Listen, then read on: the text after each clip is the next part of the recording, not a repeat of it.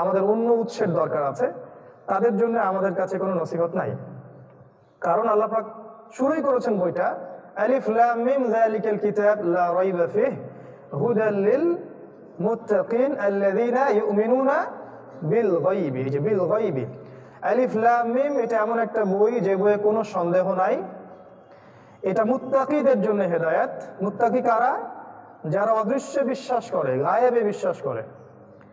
আর গায়েবে বিশ্বাস কি কি? 6টা বিষয়: আল্লাহতে বিশ্বাস, ফেরেশতাগণের প্রতি বিশ্বাস, নবী রাসূলগণের প্রতি বিশ্বাস, আসমানি কিতাব সমূহের প্রতি বিশ্বাস, পরকালের জীবনে বিশ্বাস এবং তাকদীর বা ভাগ্যের ভালো মন্দের প্রতি বিশ্বাস।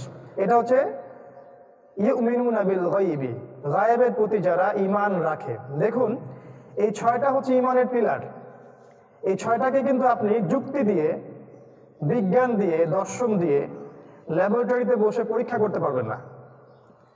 তাই জ্ঞানের যে সংজ্ঞাটা আমাদেরকে শেখানো হয় স্কুল, কলেজ, ইউনিভার্সিটিতে, এখানে একটা শেকড়ের পার্থক্য আছে তাদের সাথে আমাদের। পার্থক্যটা হচ্ছে এই যে আমরা গায়েবে বিশ্বাস করি মুসলিমরা, আল্লাহকে দেখিনি, ফেরেশতাদেরকেও দেখিনি, বেঁচে থাকা অবস্থায় দেখার সুযোগ খুব একটা নাই, যদি না তারা কোনো রূপ নিয়ে আপনার সামনে আসেন। আমরা জিন জাতিকেও খুব একটা দেখিনি, আমরা পূর্ববর্তী কোনো আসমানি কিতাবও দেখিনি, আমরা কোনো নবী রসুলকেই দেখিনি চোখ দিয়ে।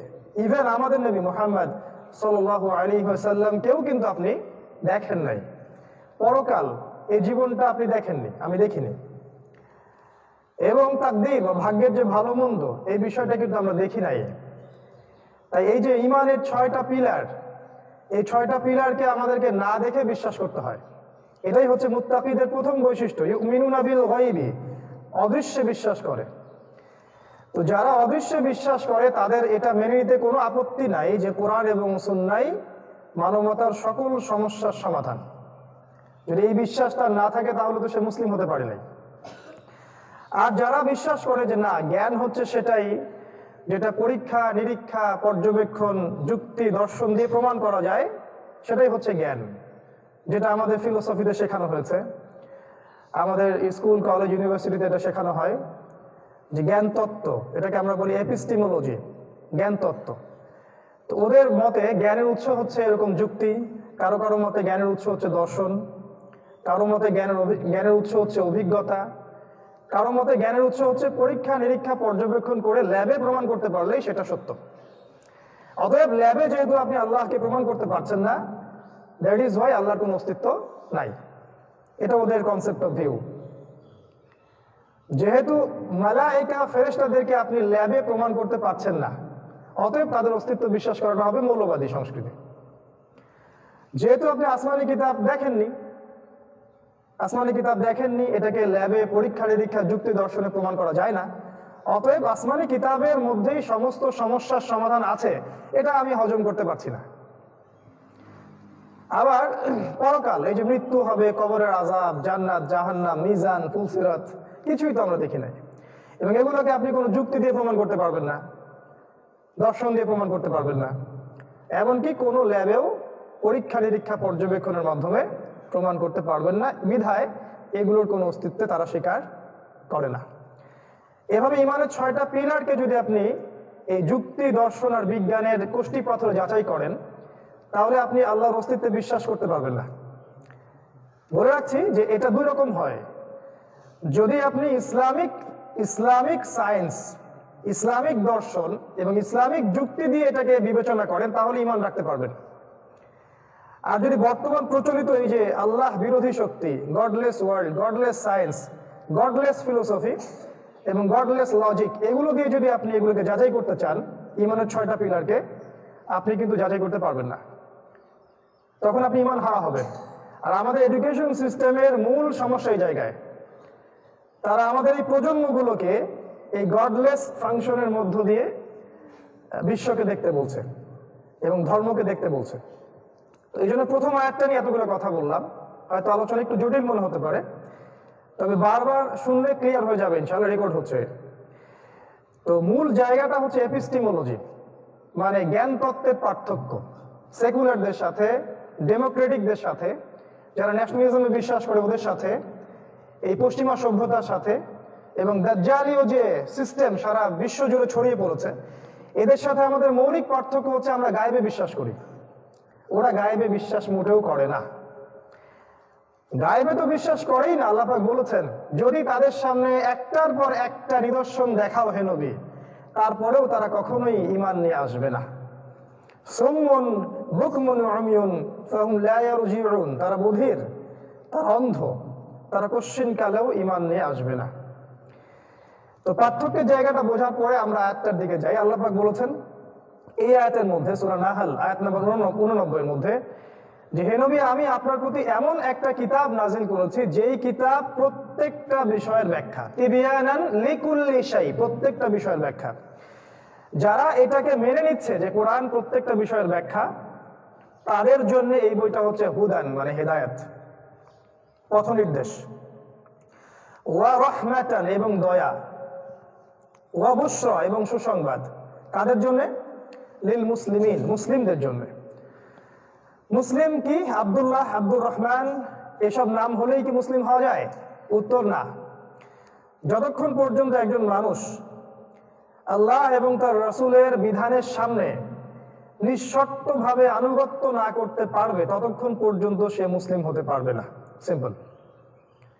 নাম হতে পারে আব্দুল্লাহ, আব্দুর রহমান, ওমর ফারুক, আবু বকর সিদ্দিক, মুজাহিদুল ইসলাম, তারপরেও আপনি কমিউনিস্ট হতে পারেন, তারপরেও আপনি ডেমোক্রেটিক হতে পারেন, তারপরেও আপনি সেকুলার থাকতে পারেন, যদি আপনি কোরআন এবং সুন্নাহর সামনে নিঃশর্ত আত্মসমর্পণ করতে না পারেন। নিঃশর্ত আত্মসমর্পণ মানে কোরআন এবং সুন্নাহর কোনো কথা আমার বুঝে আসুক চাই না আসুক, আমি সেটা মানতে বাধ্য, এর নাম মুসলিম। কিছু বিষয় আমার বুঝে আসবে, কিছু বিষয় আমার বুঝে নাও আসতে পারে।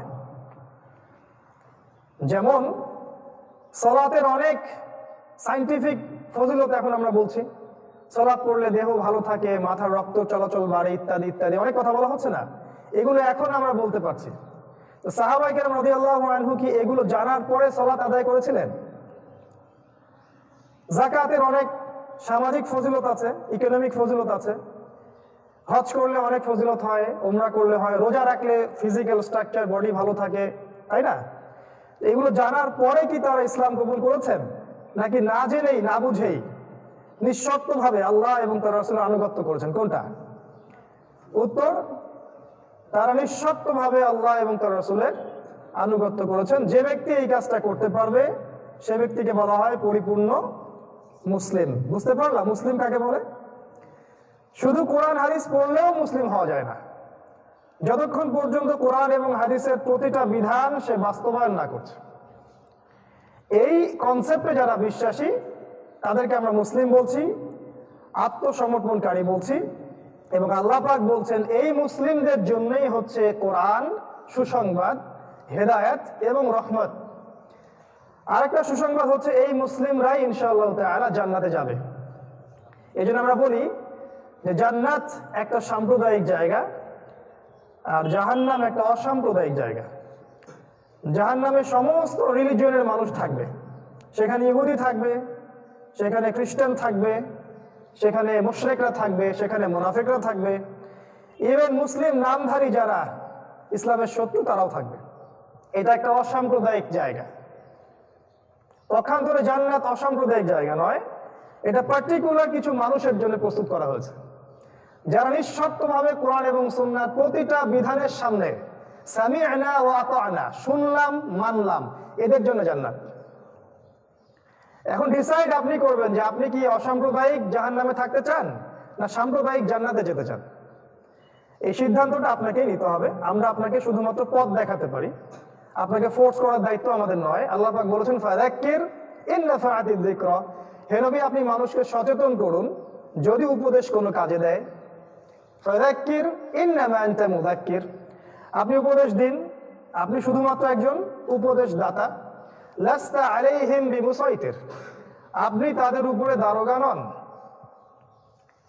আল্লাহ রাব্বুল আলামিন বলছেন সূরাতুল আলী ইমরানের 102 নম্বর আয়াতে এই মুসলিমদের জন্য, ইয়া আইয়ুহাল্লাযীনা আমানু, হে মুমিনগণ। মুমিন কারা? ওই 6টা পিলারে যারা বিশ্বাস করেছে মনে, মুখে স্বীকৃতি দিয়েছে, এবং কাজে বাস্তবায়ন করেছে। এই মুমিনদেরকে আল্লাহ পাক বলছেন ইত্তাকুল্লাহ, তোমরা আল্লাহকে ভয় করো, ওয়ালা তামুতুন্না ইল্লা ওয়া আনতুম মুসলিমুন, এবং পরিপূর্ণ মুসলিম না হয়ে যেন মৃত্যুবরণ করো না। আল্লাহর আদেশটা আপনাকে শুনিয়ে দিলাম। আল্লাহ পাক বলেছেন তোমরা যারা ঈমান এনেছো তাদেরকে বলছি তোমরা আল্লাহকে ভয় করো, ভয় করার মতো ভয় করো। ওয়ালা তামুতুন্না ইল্লা ওয়া আনতুম মুসলিমুন, পরিপূর্ণ আত্মসমর্পণকারী না হয়ে, পরিপূর্ণ ইসলামিক মৌলবাদী না হয়ে, ইসলামের প্রত্যেকটা বিষয়ের মূলনীতি না মেনে, না বুঝে, না আমল করে কবরে যেও না, মৃত্যুবরণ করো না। এটা হচ্ছে আল্লাহ রাব্বুল আলামিনের আদেশ। আল্লাহ পাকের আদেশকে আমরা কিভাবে নিব সেটা আমাদের উপরে। এটা আল্লাহ পাক আমাদের উপরে জোর করেননি, জবরদস্তি করেন নাই। এই আয়াতটা যদি আমাদের হজম হয়ে থাকে তাহলে আজকের লেকচারটা বুঝে আসবে ইনশাআল্লাহ।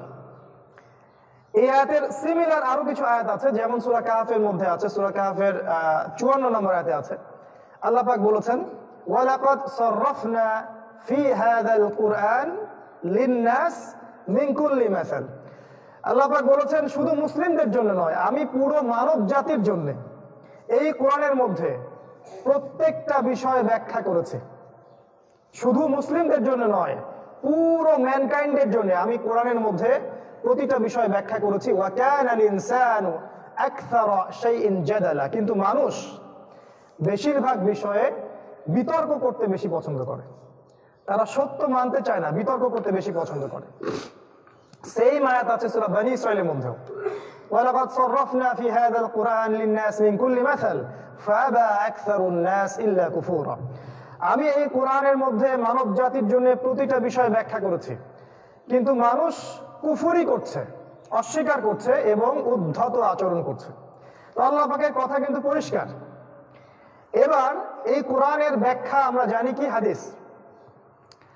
আল্লাহ পাক সূরা হাশরের মধ্যে বলেছেন, আয়াত নম্বর 7, ওয়ামা আতাকুমুর রাসূলু ফাখুযুহু ওয়ামা নাহাকুম আনহু ফান্তাহু। মুহাম্মদ সাল্লাল্লাহু আলাইহি ওয়াসাল্লাম তোমাদেরকে যা দিয়েছেন তা গ্রহণ করে নাও, চোখ বন্ধ করে গ্রহণ করে নাও। এখানে যুক্তি, দর্শন, বিজ্ঞান খোঁজার দরকার নেই। ওয়ামা নাহাকুম আনহু ফান্তাহু, তিনি যত বিষয় থেকে আমাদেরকে নিষেধ করেছেন সমস্ত বিষয় থেকে তোমরা দূরে থাকো। তো আল্লাহর রাসূলের কথা মেনে নেয়া এবং তার নিষেধ থেকে দূরে থাকাই হচ্ছে সুন্নাহ। এই হলো কোরআন এবং সুন্নাহ। আল্লাহ পাক সূরা আলে ইমরানের মধ্যে বলেছেন আয়াত নম্বর 31-এ যে আল্লাহ পাক বলছেন কুল, হে নবী আপনি বলে দিন, ইন কুনতুম তুহিব্বুনাল্লাহ, তোমরা যদি আল্লাহকে ভালোবেসে থাকো, ফাত্তাবিউনি, তাহলে আমার অনুসরণ করো। অর্থাৎ নবী সাল্লাল্লাহু আলাইহি ওয়াসাল্লামের অনুসরণ করো। তাহলে কি হবে? ইউহিব্বুকুমুল্লাহ, আল্লাহ পাক তোমাদেরকে ভালোবাসবেন। ইয়াগফির লাকুম যুনুবাকুম, আল্লাহ পাক তোমাদের সমস্ত গুনাহ মাফ করে দিবেন। সমস্ত গুনাহ আল্লাহ পাক মাফ করে দিবেন। ওয়াল্লাহু গফুরুর রহিম, আল্লাহ পাক হচ্ছেন পরম করুণাময়, অসীম দয়ালু। এখানে আমরা আরেকটা সোর্স পেলাম, সুন্নাহ, রাসূলের আনুগত্য, তার ইতাআত করা। বিদায় হজের ভাষণে চলে আসেন এবার। বিদায় হজের ভাষণে নবী সাল্লাল্লাহু আলাইহি ওয়াসাল্লাম কি বলছেন? তারাকতু ফিকুম আমরাইন, আমি তোমাদের জন্য ছেড়ে যাচ্ছি মাত্র দুটো বস্তু। লাম তাদিল্লু মা তামাসসাকতুম বিহিমা, তোমরা কশ্চিন কালেও পথভ্রষ্ট হবে না যতদিন পর্যন্ত এই দুটাকে আঁকড়ে ধরে থাকবে। কেমন করে আঁকড়ে ধরবে? মারির দাঁত দিয়ে কামড়ে ধরে থাকবে, যেন ছুটে না যায়। দুটো বিষয় কি? একটা হচ্ছে কিতাবুল্লাহ, আল্লাহর কিতাব মানে আল কোরআন, ওয়া সুন্নতি নবীহি, এবং তার নবীর সুন্নাহ। আমি অনেকদিন আগেও বলেছি লেকচারে যে এই কোরআন এবং সুন্নাহ কেন্দ্রিক আমাদের কাজ হবে 6টা। 1 নাম্বার, কোরআন সুন্নাহকে পড়তে শিখতে হবে, যার জন্য এই মাদ্রাসাগুলো করা হয়েছে। কোরআন সুন্নাহ পড়া এবং জানা এবং শেখার জন্য মাদ্রাসার কোনো বিকল্প নাই। মসজিদ, মাদ্রাসা, মক্তব, ইনস্টিটিউশনের কোনো বিকল্প নাই। প্রথমে পড়া শিখতে হবে। 2 নম্বর হচ্ছে কোরআন সুন্নাহর অর্থ, গভীর অর্থটাকে বের করতে হবে। শুধু তোতা পাখির মতো মুখস্থ করলেই কোরআন সুন্নাহ দিয়ে আপনি বিশ্বকে ডিল করতে পারবেন না। সিম্পল কথা, খুব সহজ কথা। কোরআন সুন্নাহ শুধু তোতা পাখির মতো পড়ে গেলেই কোরআন সুন্নাহ দিয়ে সব সমস্যার সমাধান বের করতে কখনোই পারবো না আমরা। যতক্ষণ না আপনি কোরআন এবং হাদিসকে দিয়ে বিশ্বের রাজনীতি, অর্থনীতি, সমাজনীতি, মিডিয়া, প্রযুক্তি সব কিছুকে না মেলাচ্ছেন, ততক্ষণ পর্যন্ত আপনি এই বিশ্বকে চ্যালেঞ্জ করতে পারবেন না। দেখছেন না এখন কোরআন সুন্নাহ হাতে থাকার পরেও আমরা ব্যাকফুটে আছি। নিজেদের কথা মাঝে মাঝে বলতে হয়, নাহলে আমাদের অবস্থানটা স্পষ্ট হয় না। কোরআন সুন্নাহ হাতে থাকার পরেও আজকে আমরা ব্যাকফুটে কেন? কারণ কোরআন সুন্নাহকে দিয়ে আমরা বিশ্বকে চ্যালেঞ্জ করতে পারছি না। বিকজ কোরআন এবং সুন্নাহর গভীর ইন্টারপ্রিটেশন, ব্যাখ্যা আমরা করতে চাচ্ছি না। আমরা খালি ফজিলতের জন্য তিলাওয়াত করি, বুখারী খতম দিচ্ছি, মুসলিম খতম দিচ্ছি, কোরআন খতম দিচ্ছি। ভিতরে কি আছে এটাকে দিয়ে এই বিশ্বের রাজনীতি কেমন করে ব্যাখ্যা করবেন আপনি? কেমন করে অর্থনৈতিক হেদায়েত নেবেন? কেমন করে সমাজনীতি চালাবেন? পরিবার কেমন করে গঠন করবেন? আপনার শারীরিক কাঠামো কেমন করে গঠন করবেন? আপনি উম্মার জন্য কিভাবে একটা ঐক্যের কনসেপ্ট আনবেন? কিভাবে দাওয়াত এবং জিহাদের ক্ষেত্র প্রস্তুত করবেন? এটা কিন্তু আমরা করতে পারছি না। আর যারাই টুকটাক করার চেষ্টা করছে তাদেরকে বিভিন্ন ট্যাগ লাগিয়ে দিয়ে আমরা সমাজ থেকে বয়কট করছি। সর্বোচ্চ এটা করছি, ওদের জন্য মসজিদের দরজাগুলো বন্ধ করে দিচ্ছি, যে না, মসজিদে আসতে দেওয়া যাবে না, মাহফিল করতে দেওয়া যাবে না। সুবহানাল্লাহ, দুঃখজনক, এটা কষ্টকর, দুঃখজনক। 3 নাম্বার, কোরআন এবং সুন্নাহর আদেশগুলোকে মেনে চলা। পড়তে শিখেছি, এরপরে অর্থও বুঝছি মাশাআল্লাহ, এবার আদেশগুলোকে মেনে চলতে হয়। আদেশ না মানলে কিন্তু আমরা পরিপূর্ণ মুসলিম হতে পারছি না। 4 নাম্বার, নিষেধ থেকে দূরে থাকা। শুধু আদেশ মানলেই কেউ পরিপূর্ণ মুসলিম হয় না, যতক্ষণ পর্যন্ত না এর নিষেধগুলোকে বর্জন করছে। দেখবেন আমাদের প্রেক্ষাপটে একটা আকীদা কাজ করে। অনেকেই দেখবেন সালাত, সিয়াম, হজ, যাকাত সবই করছে, বছর বছর হজ উমরা করছে, আবার দেখবেন ঘুষ খাচ্ছে, সুদ খাচ্ছে, জিনা করছে, মদ খাচ্ছে, আল্লাহ বিরোধী আইন, সংবিধান এগুলো বাস্তবায়ন করছে এবং পেট্রোনাইজও করছে এগুলোকে। এটা কেন? কারণ কোরআনের আদেশ তারা মানে, নিষেধটাকে তারা বর্জন করছে না। আল্লাহ পাক তাদের জন্য একটা সুসংবাদ দিয়েছেন, সূরা বাকারার মধ্যে আছে 85 এবং 86 নম্বর আয়াত পড়ে দেখবেন। আল্লাহ পাক বলেছেন, আফাতুমিনুনা বিবাদিল কিতাব ওয়া তাকফুরুনা বিবাদ। তবে কি তোমরা কিতাবের কিছু অংশকে মানো আর কিছু অংশকে অস্বীকার করো? আবার বলছি, আল্লাহ বলেছেন, তবে কি তোমরা কিতাবের কিছু অংশকে মানো আর কিছু অংশকে অস্বীকার করো? ফামা জাযাউ মান ইয়াফআলু যালিক। যারা এইরকম কাজ করবে ওদের জাযা বা পুরস্কার হচ্ছে ইল্লা খিজিউন ফিল হায়াতিদ দুনিয়া। এই দুনিয়াতেই, দুনিয়ার হায়াতেই ওদেরকে আমি খিজিউন, লাঞ্ছনা, লাঞ্ছিত করে দিব এই পৃথিবীতেই। এই যে পৃথিবীতে আজকে আমরা লাঞ্ছিত হচ্ছি, এই যে আমাদের পাপের কারণে। কোরআনের কিছু অংশ মানি, কিছু অংশ মানি না। হাদিসের কিছু অংশ মানি, কিছু অংশ মানি না। ইল্লা খিজিউন ফিল হায়াতিদ দুনিয়া, এই দুনিয়াতেই লাঞ্ছিত করে দিব। ওয়া ইয়াউমাল কিয়ামা, আর কিয়ামতের দিন ইউরাদ্দুনা ইলা আশাদ্দিল আযাব, কিয়ামতের দিন আমি এদেরকে ফিরিয়ে নিব আশাদ্দিল আযাব, কঠিন যন্ত্রণাদায়ক শাস্তির দিকে। নাউযুবিল্লাহ। কি পাপের কারণে? তারা কিন্তু মুসলিম, তারা কিন্তু আহলে কিতাব, তারা আল্লাহর কিতাব মেনেই চলছে, কিন্তু এক অংশ মানে, এক অংশ মানে না। যেগুলো আমাদের পক্ষে যায় সেগুলো মানি, যেগুলো মানলে জনগণ আমাদেরকে ভোট দিবে সেগুলো মানি, আর যেগুলো মানলে সমস্যা আছে, জাতিসংঘ আমাদেরকে চেপে ধরবে, ওগুলো মানি না। সিম্পল। আমরা আল্লাহকে ভয় করি না, আমরা এখন ইহুদি খ্রিস্টান জোটকে ভয় করি। যতই গলাবাজি করি না কেন, আসলে প্রকৃতপক্ষে আমরা আল্লাহকে ভয় করছি না। আল্লাহ বলেছেন যে আমি ভয় পাওয়ার অধিক যোগ্য, হকদার। এরকম অনেক আয়াত কোরআনে আছে না, যে আমাকেই বেশি ভয় করা উচিত ছিল, তারা আমাকে ভয় করছে। আতাখশাউনাহুম, তোমরা কি ওদেরকে ভয় পাও? আল্লাহু আহাক্কু আন ইয়াখশাউহু ইন কুনতুম মুমিনিন, আল্লাহই বেশি হকদার যে তোমরা তাকে ভয় করবে, ইন কুনতুম মুমিনিন, যদি তোমরা মুমিন হয়ে থাকো। দুঃখজনক, এটাও আমাদের বাস্তবতা। 4 নাম্বার, আদেশ মানলে আপনাকে নিষেধ বর্জন করতে হবে। 5 নাম্বার হচ্ছে এর কোরআন এবং সুন্নাহর দাওয়াতটাকে প্রচার করা। একটা লিবারেল প্ল্যাটফর্ম ক্রিয়েট করে, লিবারেল প্ল্যাটফর্ম বলতে বুঝাচ্ছি না যে পশ্চিমাদের সাথে আপোষ করতে হবে।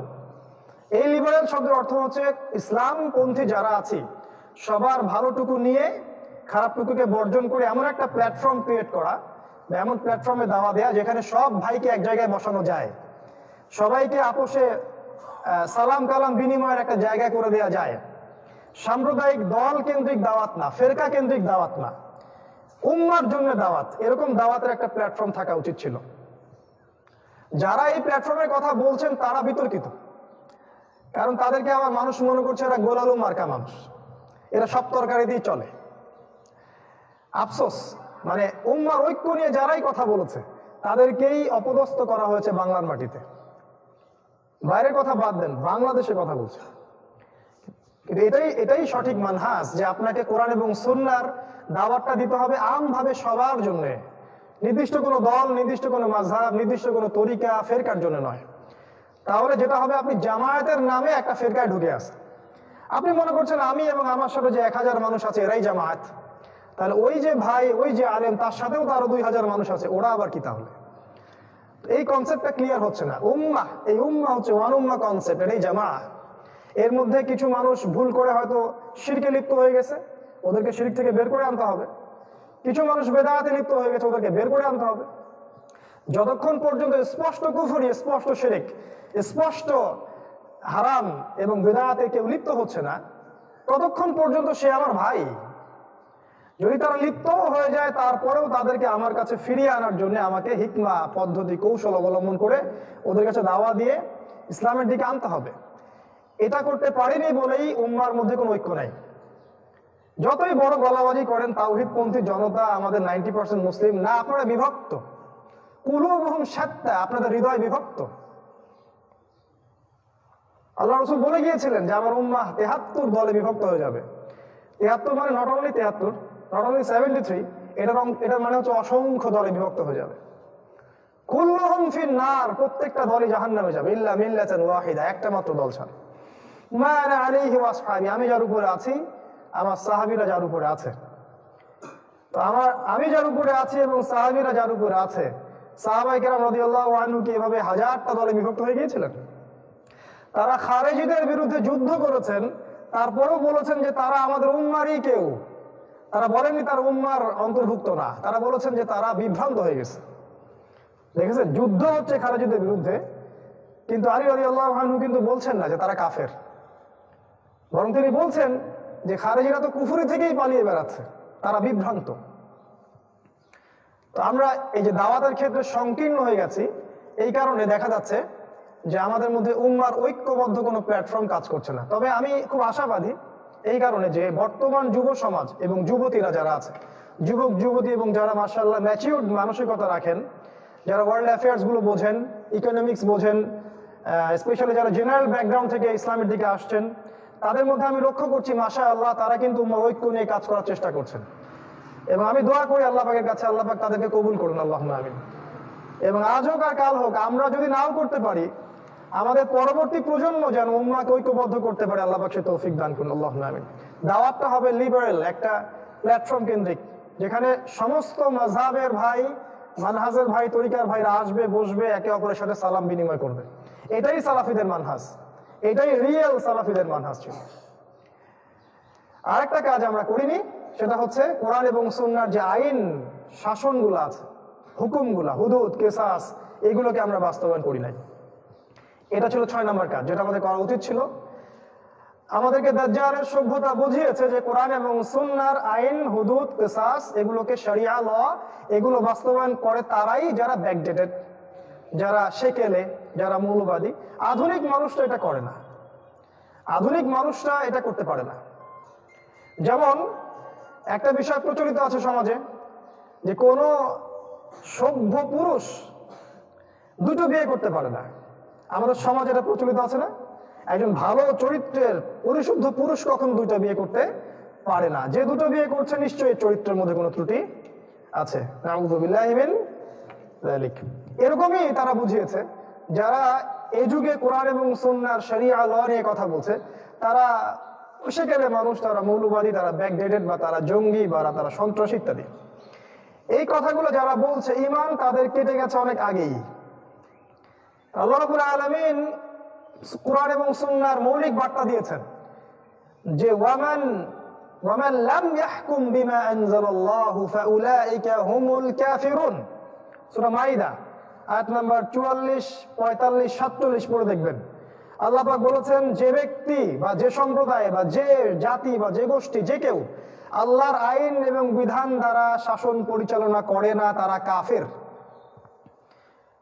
ফাউলাইকা হুমুল ফাসিকুন, তারা ফাসিক। ফাউলাইকা হুমুজ জালিমুন, তারা জালেম। তিনটাই বলেছেন আল্লাহ পাক।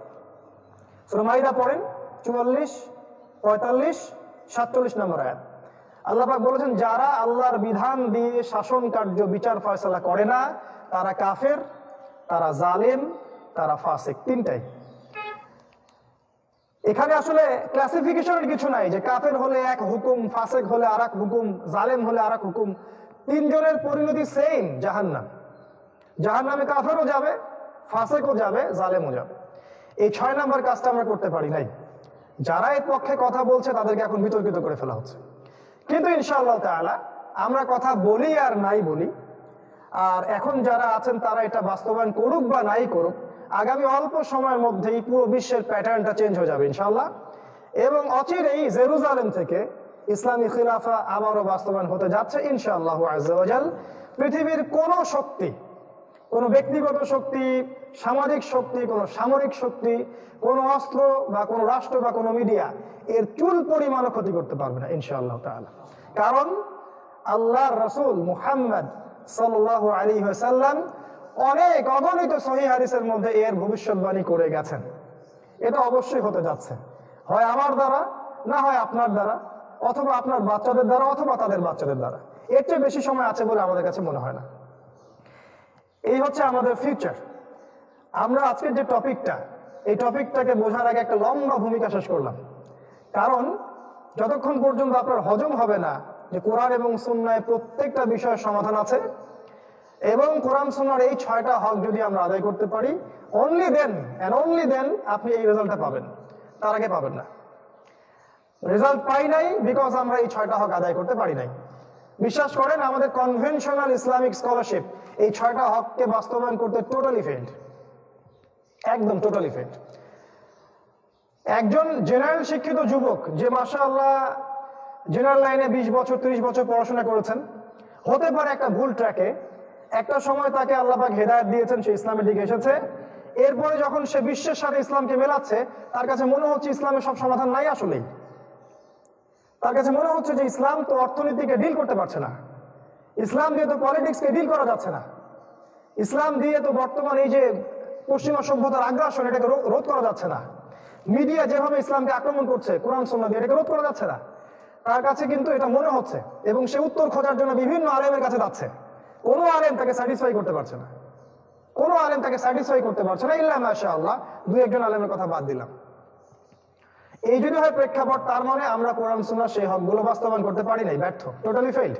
তার মানে আমাদের দারুল উলুম যেগুলো আছে এবং যেগুলো আমাদের ইসলামিক এডুকেশন সিস্টেমটা আছে, এখানে অনেক কিছু কাজ করার বাকি আছে। এখানে অনেকগুলো সাবজেক্ট ইনক্লুড করা উচিত ছিল। ফর এক্সাম্পল হিস্ট্রি, ইসলামের ইতিহাস আপনি কয়টা মাদ্রাসায় পাচ্ছেন? ইকোনমিক্স, ইসলামিক ইকোনমিক্স আপনি কয়টা মাদ্রাসায় পড়ছেন? আমাকে অ্যান্সার দেন। ইসলামিক জিওপলিটিক্স কয়টা মাদ্রাসায় পড়ানো হচ্ছে বলেন? ইসলামিক ফিলোসফিও আছে, এটা কয়টা মাদ্রাসায় পড়ানো হয়? বরং এই ইসলামিক ফিলোসফি আমরা জেনারেল লাইনে পড়ে আসছি। আশ্চর্য ব্যাপার। দেখেন, আখিরুজ্জামান, শেষ জামানার জ্ঞান কয়টা মাদ্রাসায় পড়ানো হচ্ছে বলেন? সবচেয়ে ডেঞ্জার জামানা শেষ জামানা, এবং এই জামানার সবচেয়ে বড় ফিতনার নাম মাসিহুদ দাজ্জাল। আমাকে বলেন কয়টা মাদ্রাসায়, কয়টা মসজিদে বা কয়টা জুমার খুতবায় এই দাজ্জালকে কেন্দ্র করে কথা বলা হচ্ছে, যাকে নবী সাল্লাল্লাহু আলাইহি ওয়াসাল্লাম বলেছেন এর চেয়ে বড় কোনো ফিতনা পৃথিবীর হিস্ট্রিতে কখনো আসে নাই। সবচেয়ে বড় ফিতনা নিয়ে আমরা কয়জন পড়াশোনা করছি? কয়টা মাদ্রাসায় একটা আলাদা সাবজেক্ট আছে আখিরুজ্জামান বা দাজ্জাল? নাই। এই যে নাই, এটাই দাজ্জালের একটা ট্র্যাপ, এবং দাজ্জাল তার ফলোয়ারদেরকে দিয়ে এডুকেশন সিস্টেমটাকে করাপ্টেড করে ফেলেছে, যাতে আপনি সারা জীবন পড়বেন একটা জিনিস, কিন্তু মনে হবে যে আপনি অনেক জ্ঞান অর্জন করেছেন, দিন শেষে at the end of the day আপনার আসলে বেসে কিছুই নাই। ওই বেস দিয়ে আপনি এই ওয়ার্ল্ডকে চ্যালেঞ্জ করতে পারছেন না। আর যারা টুকটাক চ্যালেঞ্জ করার চেষ্টা করছেন তাদেরকে আবার আপনারাই, ঘরের মানুষরাই বিতর্কিত করছেন। আপনার উচিত ছিল তাদেরকে আরো সাপোর্ট দেয়া, তাদের কোনো ভুল হলে সংশোধন করে দেয়া, বা পার্সোনালি তাকে নসিহা করা। সেটা না করে আপনারা পাবলিকলি তাদেরকে পচানোর চেষ্টা করছেন, যখন যুবকরা তাদের কথা শুনছে, যুবতীরা ওদের কথা শুনছে, এবং অনেক বিজ্ঞ মানুষরা তাদের কথা শুনছে। আমরা দোয়া করি আল্লাহর কাছে, আল্লাহ পাক এই ক্রিটিক্যাল সিচুয়েশন থেকে আমাদেরকে বেরিয়ে আসার তৌফিক দান করুন, আল্লাহুম্মা আমিন। বিগত 100 বছরে এই 20 শতাব্দীর যে রহস্যজনক পরিবর্তন, এই পরিবর্তনের জন্য আমি আপনার সামনে আজকে 10টা পয়েন্ট লিখে নিয়ে আসছি। আমি যদি আসলে একটু সততার সাথে শ্রম দিতাম তাহলে হয়তো আমি আরো 10টা পয়েন্ট লিখতে পারতাম। এখানে আমার ব্যর্থতা, আমি আমার জ্ঞানের স্বল্পতা এবং আমার দুনিয়াবি ফিতনা এবং আমার ব্যর্থতার কারণেই আমি আরো 10টা পয়েন্ট লিখতে পারিনি। ইনশাআল্লাহ আজকে 10টা পয়েন্ট বলছি, আগামী দিন ইনশাআল্লাহ, আগামীতে কোনো সময় ইনশাআল্লাহ আরো ডিটেলস আলোচনা করা যাবে ইনশাআল্লাহ। আমি মেজর 10টা পয়েন্ট আপনাকে বলবো আজকে। এই 10টা পয়েন্ট হচ্ছে যে বিগত 100 বছরে এই বিশ্বের আমূল যে পরিবর্তন, যেটা ইতিহাসে আদম আলাইহিস সালাম থেকে শুরু করে এই আজকে 2021 সাল পর্যন্ত ছিল না। আমরা বলতে পারি আদম আলাইহিস সালাম থেকে শুরু করে 1900 সাল পর্যন্ত ছিল না। আমি লাস্ট 100 বছরের কথা বলছি। তার আগে আপনাদেরকে বলে দিই যে রাসূলুল্লাহ সাল্লাল্লাহু আলাইহি ওয়াসাল্লাম তার সহিহ হাদিসগুলোর মধ্যে অসংখ্য হাজার হাজার সাইন, আলামত, নিদর্শনগুলো বর্ণনা করে গেছেন যে পৃথিবী যখন শেষ সময়ের দিকে চলে আসবে তখন পৃথিবীতে কি কি ঘটনাগুলো ঘটবে। আমি রিকোয়েস্ট করব এখানে যারা আছে ইন্টেলেকচুয়াল অডিয়েন্স তাদেরকে কোরআন এবং সুন্নাহ থেকে আখিরুজ জামান, শেষ জামানা, কিয়ামতের আলামত, আলামাতুস সাআ, এই চ্যাপ্টারগুলোকে ভালো করে পড়বেন।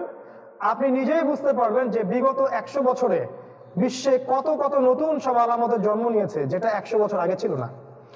এইগুলো নিয়ে আলাদা বই লেখা সম্ভব।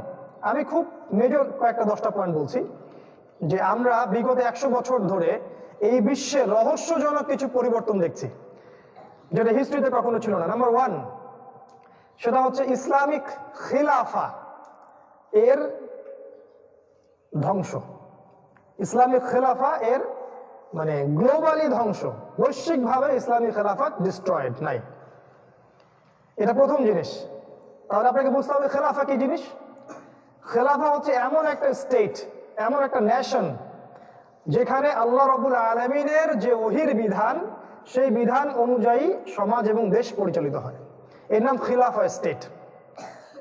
আবার বলছি, একটা স্টেট বা একটা রাষ্ট্র, যে রাষ্ট্রের মধ্যে শুধুমাত্র আল্লাহ এবং তার রাসূলের ওহীর যে বিধান, কোরআন এবং সুন্নাহ, এই কোরআন এবং সুন্নাহর বিধান দিয়ে রাষ্ট্র পরিচালিত হয়, এর নাম ইসলামিক স্টেট বা হচ্ছে খিলাফা স্টেট। আর এই খিলাফা স্টেট ইসলামই প্রথম দেয়নি। এই খিলাফা স্টেট দাউদ আলাইহিস সালামের সময়ও ছিল, সুলাইমান আলাইহিস সালামের সময়ও ছিল। এটা ইসলাম মুহাম্মদ সাল্লাল্লাহু আলাইহি ওয়াসাল্লাম নতুন করে দিয়ে যাননি, ভুল। সূরা সাদ পড়ে দেখেন। সূরা সাদে আল্লাহ পাক দাউদ আলাইহিস সালামকে বলছেন, হে দাউদ, ইন্না জাআলনাকা খলিফাতান ফিল আরদ, নিশ্চয়ই আমি তোমাকে পৃথিবীতে খলিফা করেছি, লিতাহকুমা বাইনান নাস, যাতে করে আপনি মানুষের মধ্যে বিচার ফয়সালা করতে পারেন। কিসের ভিত্তিতে বিচার ফয়সালা? আল্লাহর ওহীর ভিত্তিতে, আল্লাহর দেয়া বিধানের ভিত্তিতে। আর যদি আপনি সেটা না করেন তাহলে আপনি জালেমদের অন্তর্ভুক্ত হয়ে যাবেন, এবং আল্লাহ পাক জালেমদেরকে কখনো হেদায়েত করেন না। সূরা সাদের মধ্যে পড়বেন, সেম কথা আছে কিন্তু সূরা বাকারার মধ্যেও, যে আমি হেদায়েতের জন্য আমার হেদায়েত এবং বাণী প্রেরণ করলাম, যারা এই বাণী মেনে চলবে আল্লাহ পাক তাদেরকে জান্নাত দান করবেন, আর যারা এর সাথে কুফরি করবে আল্লাহ পাক ওদেরকে চিরস্থায়ী জাহান্নামে দিবেন। এই খিলাফার কনসেপ্ট আমরা প্রথম বলি নাই। দাউদ আলাইহিস সালামের সময় ওই জেরুজালেম, এখনকার জেরুজালেম, সেখান থেকেই কিন্তু তিনি ইসলামিক স্টেট কায়েম করেছিলেন, এবং তিনি ছিলেন সেই স্টেটের রাজা বা নবী বা খলিফা, যেটাই বলেন আপনি, যে ভার্সনেই বলেন। তিনি সেখান থেকে ইসলামিক খেলাফা বাস্তবায়ন করেছিলেন, এবং তারপরে তার সন্তান সুলাইমান আলাইহিস সালামের সময় সেই খেলাফা আরো ব্যাপক বিস্তৃত লাভ করেছিল। এবং আল্লাহ পাক বলেছেন, সুলাইমান আলাইহিস সালামকে আল্লাহ পাক এমন ক্ষমতা দিয়েছিলেন, তিনি পাখির ভাষা বুঝতেন, তিনি জিন জাতিকে অনুগত করেছিলেন, পাহাড় পর্বত অন্যান্য প্রকৃতিও তার অনুগত ছিল, অসংখ্য সেনাবাহিনী তার কাছে ছিল, তার সিংহাসন ছিল যেটা ফ্লাই করতে পারতো অনেক দূর পর্যন্ত। এখনকার যে সভ্যতা নিয়ে আমরা গর্ব করি, সুলাইমান আলাইহিস সালামের সেই সভ্যতার সামনে এটা কিছুই না, কিছুই না, একদম কিছুই না। সেই সুলাইমান আলাইহিস সালাম জেরুজালেম থেকে খেলাফা কায়েম করেছিলেন। তো এই খেলাফা স্টেটের ধারণাটা আমরা প্রথম দেই নাই, এই ধারণাটা দেওয়া হয়েছে কোরআন এবং সুন্নাহয়, অনেক আগে থেকে এই পৃথিবীতে এটা কায়েম ছিল। লাস্ট আমরা দেখলাম মুহাম্মদ সাল্লাল্লাহু আলাইহি ওয়াসাল্লাম মদিনায় ইসলামিক খেলাফা কায়েম করলেন, এবং সেখান থেকে তিনি ইসলামিক হুকুমত সারা আরব বিশ্বে ছড়িয়ে দিলেন। আমরা দেখি আবু বকর সিদ্দিক রাদিয়াল্লাহু আনহুর সময় তখন ইসলামী খেলাফা, উমর রাদিয়াল্লাহু আনহুর সময় আপনি দেখেন পুরো অর্ধ বিশ্ব জুড়ে ইসলামী খেলাফা, মানে পুরো অর্ধ বিশ্ব শাসিত হচ্ছে আল্লাহর বিধানে, মানুষের বিধানে নয়। শাসকরা আল্লাহকে সন্তুষ্ট করার জন্য বিধান পরিচালনা করছেন, মানুষকে সন্তুষ্ট করার জন্য নয়। এখানে সার্বভৌম ক্ষমতার উৎস আল্লাহ, মানুষ নন। এখানে সত্য মিথ্যার মানদণ্ড আল্লাহর ওহী, মানুষের মতামত নয়। এই হলো খিলাফা স্টেটের সাথে বর্তমান সেকুলার স্টেটের পার্থক্য, বেসিক পার্থক্য।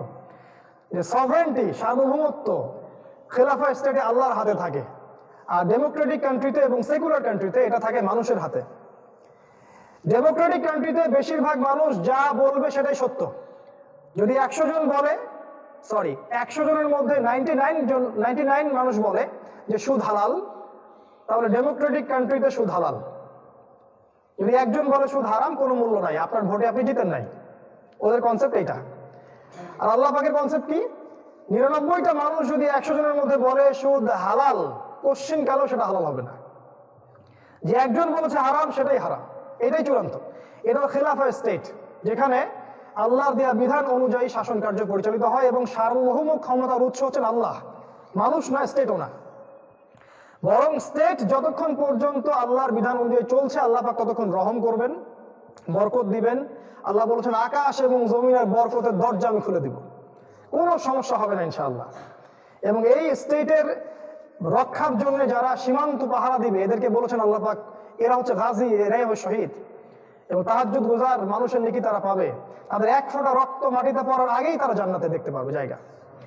এই হলো স্টেটের পার্থক্য। আর এখন আপনি যেখানে করছেন পরিশ্রম, in vein, at the end of the day এটা ইন ভেইন, এর কোনো ফলাফল থাকে না।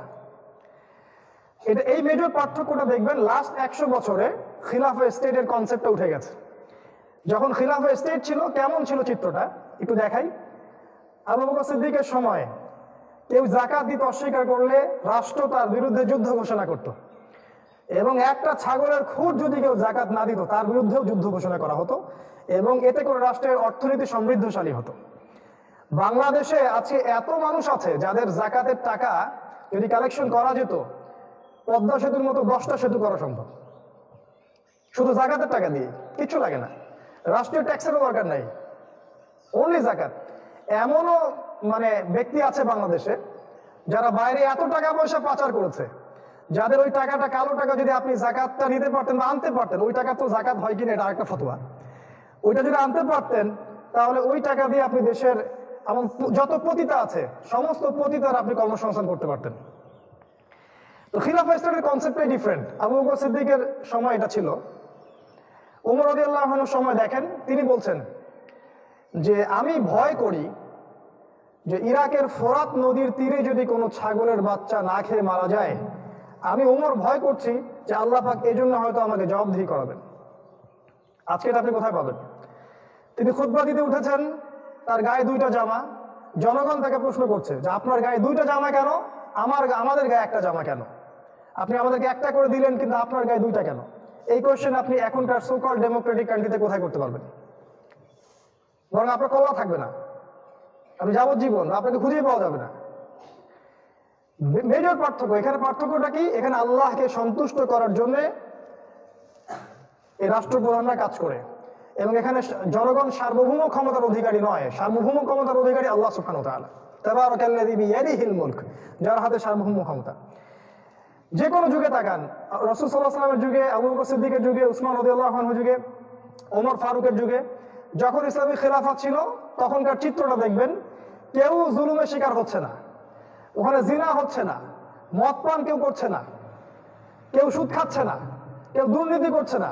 কেউ যদি পাপ করেও ফেলে, সে নিজেই রাষ্ট্রপ্রধানের কাছে আসছে এবং বলছে আমার বিচার করে দেন, আমি পাপ করেছি। এখনকার ডেমোক্রেটিক কান্ট্রিতে এটা কোথায় পাবেন?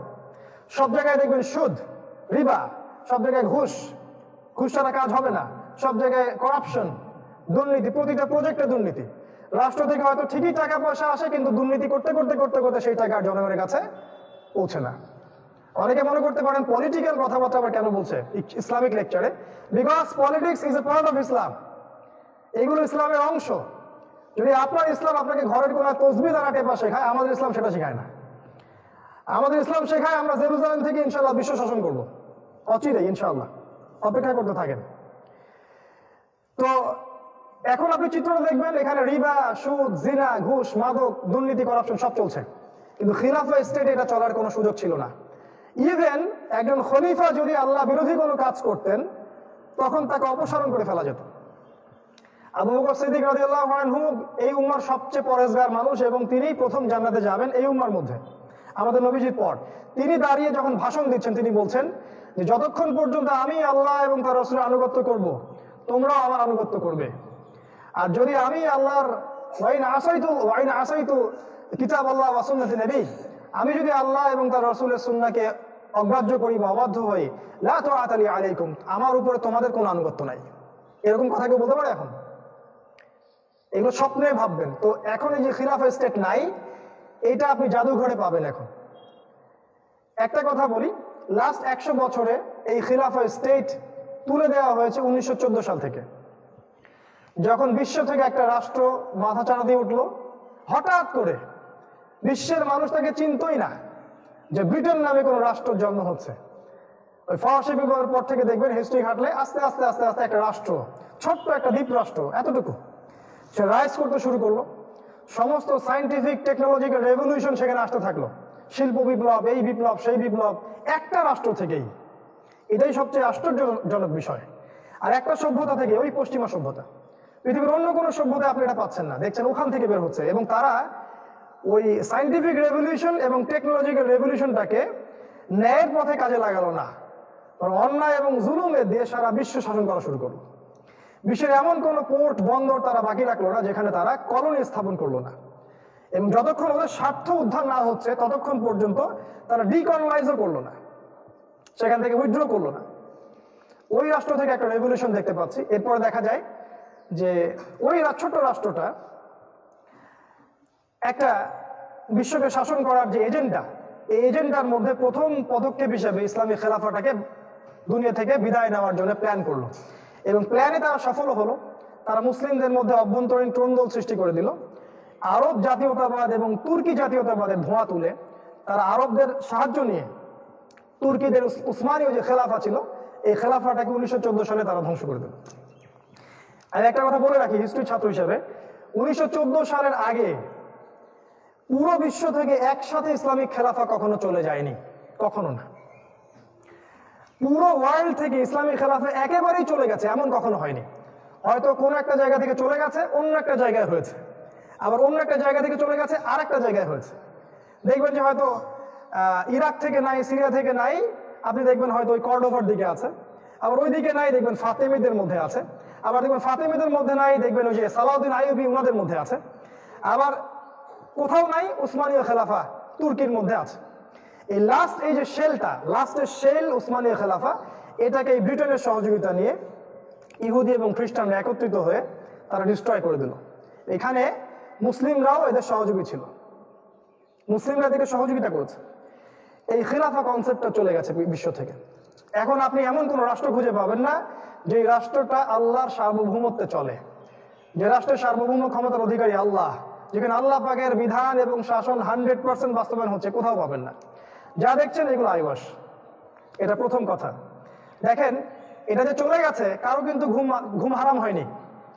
আমাদের মুসলিমদের কারো মাথা ব্যথা নাই, কেউ দুফোঁটা চোখের পানিও ফেলছে না যে খেলাফা কবে আবার আসবে, কবে সেই শান্তি স্থিতিশীলতা আবার ফিরে আসবে, কারো মাথা ব্যথা নাই।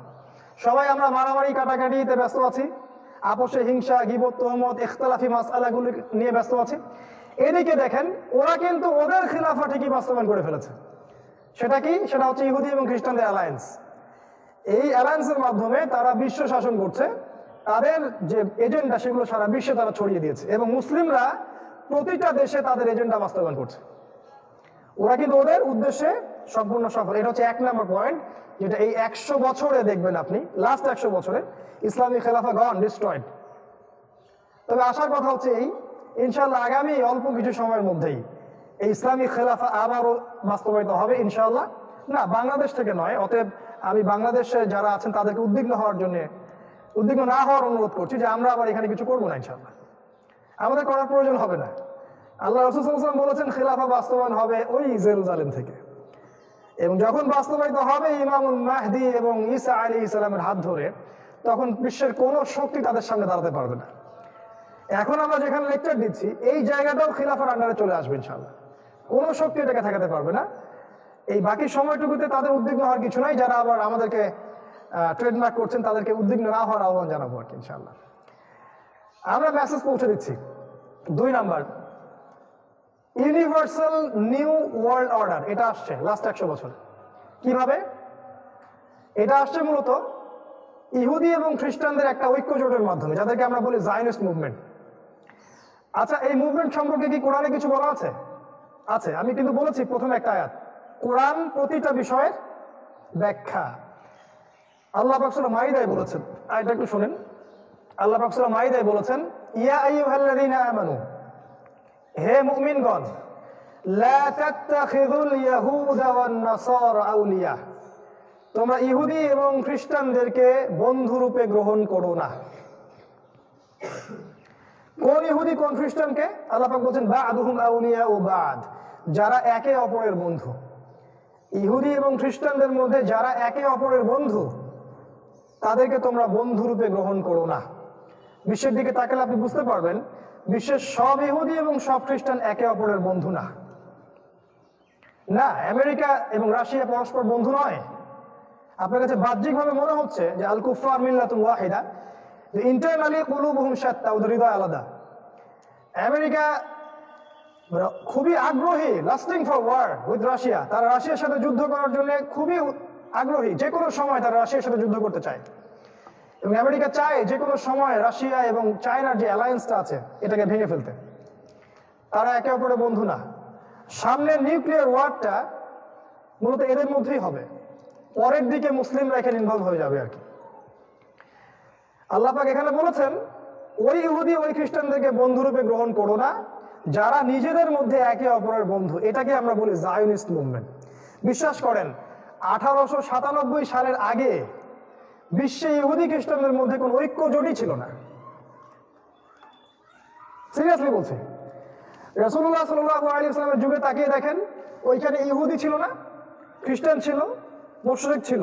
ওখানে ইহুদি এবং খ্রিস্টানদের মধ্যে কোনো জোট ছিল না, বরং ওখানে ইহুদিদের সাথে মুশরিকদের জোট ছিল, খ্রিস্টানদের সাথে কোনো জোট ছিল না। আপনি খেলাফা রাশিদার যুগে দেখবেন ইহুদি খ্রিস্টানদের কোনো জোট দেখতে পারবেন না। ইভেন আপনি উসমানীয় খেলাফার আগ পর্যন্ত দেখেন ইহুদি খ্রিস্টানদের মধ্যে কোনো জোট আপনি খুঁজে পাবেন না। এখন 1897 সালের পর থেকে আপনি দেখেন সারা বিশ্বে একটা এজেন্ডা কাজ করছে, একটা অ্যালায়েন্স, তাদের নাম জায়নিস্ট মুভমেন্ট। তাদের রিলিজিয়নের নামই হচ্ছে জায়নিজম এবং তারা একে অপরের বন্ধু। এরা কারা?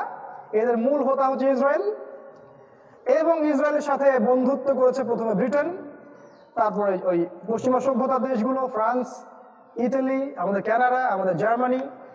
ব্রিটেনের পরে যখন ব্রিটেনের রোল শেষ তখন আমেরিকা।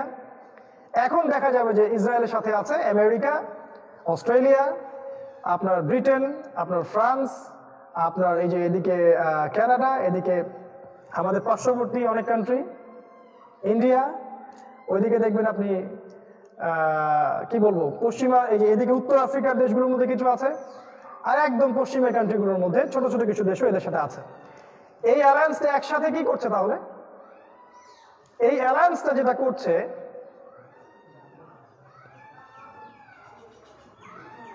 জি জি এই অ্যালায়েন্সটা যে কাজটা করছে সারা বিশ্বে, সেটা হচ্ছে তারা কিন্তু এই পুরো বিশ্বটাকে শাসন করতে চাচ্ছে। তারা ভালো করে খেয়াল করলে আপনি বুঝতে পারবেন, তারা ব্রিটেন এবং আমেরিকার সহযোগিতায় ইসরায়েল তাদের রাষ্ট্র থেকে সারা বিশ্বের ইকোনমিক্স, সারা বিশ্বের পলিটিক্স, সারা বিশ্বের মিডিয়া, প্রযুক্তি, অন্যান্য যে বিষয়গুলো আছে এগুলো নিয়ন্ত্রণ করছে। এবং নিয়ন্ত্রণ করে তারা বিশ্বের কল্যাণ করতে চাচ্ছে না, বরং তারা তাদের শাসন প্রতিষ্ঠা করতে চাচ্ছে। তাহলে প্রশ্ন উঠবে যে এটা তারা কার স্বার্থে করছে? উত্তর আমাদের ব্যাখ্যা, এবং আমরা আমাদের ব্যাখ্যা আপনাকে মানতে বাধ্য করিনি। এটা আমাদের ব্যাখ্যা হচ্ছে তারা দাজ্জালের পক্ষ থেকে কাজটা করছে।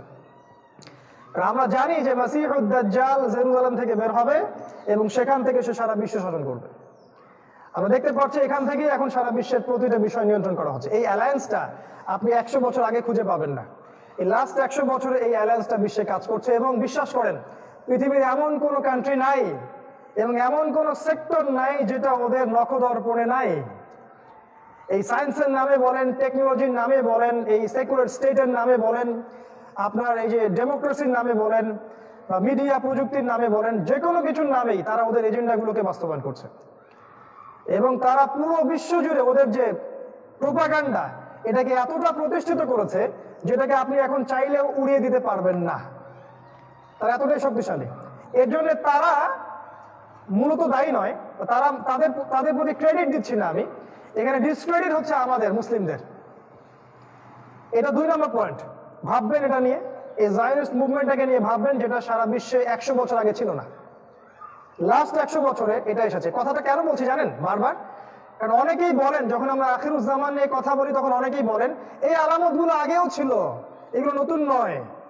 অতএব আগের যুগে যেগুলো চলে গেছে এই যুগে এটা চলে যাবে, এখনো 1000 বছর পরে আছে উম্মার, কোনো সমস্যা নাই। এটাকে আখিরুজ্জামান বলা ঠিক হবে না। ওদের জন্য আমি আজকে চোখে আঙ্গুল দিয়ে দেখাতে যাচ্ছি লাস্ট 100 বছরে এমন কি কি হয়েছে যেটা আগে হয়নি, কখনোই হয়নি। এক নম্বর বলছে, খিলাফা কখনোই পুরোপুরি ইসলামী খেলাফা বিশ্ব থেকে উঠে যায়নি, পুরোপুরি উঠে যায়নি।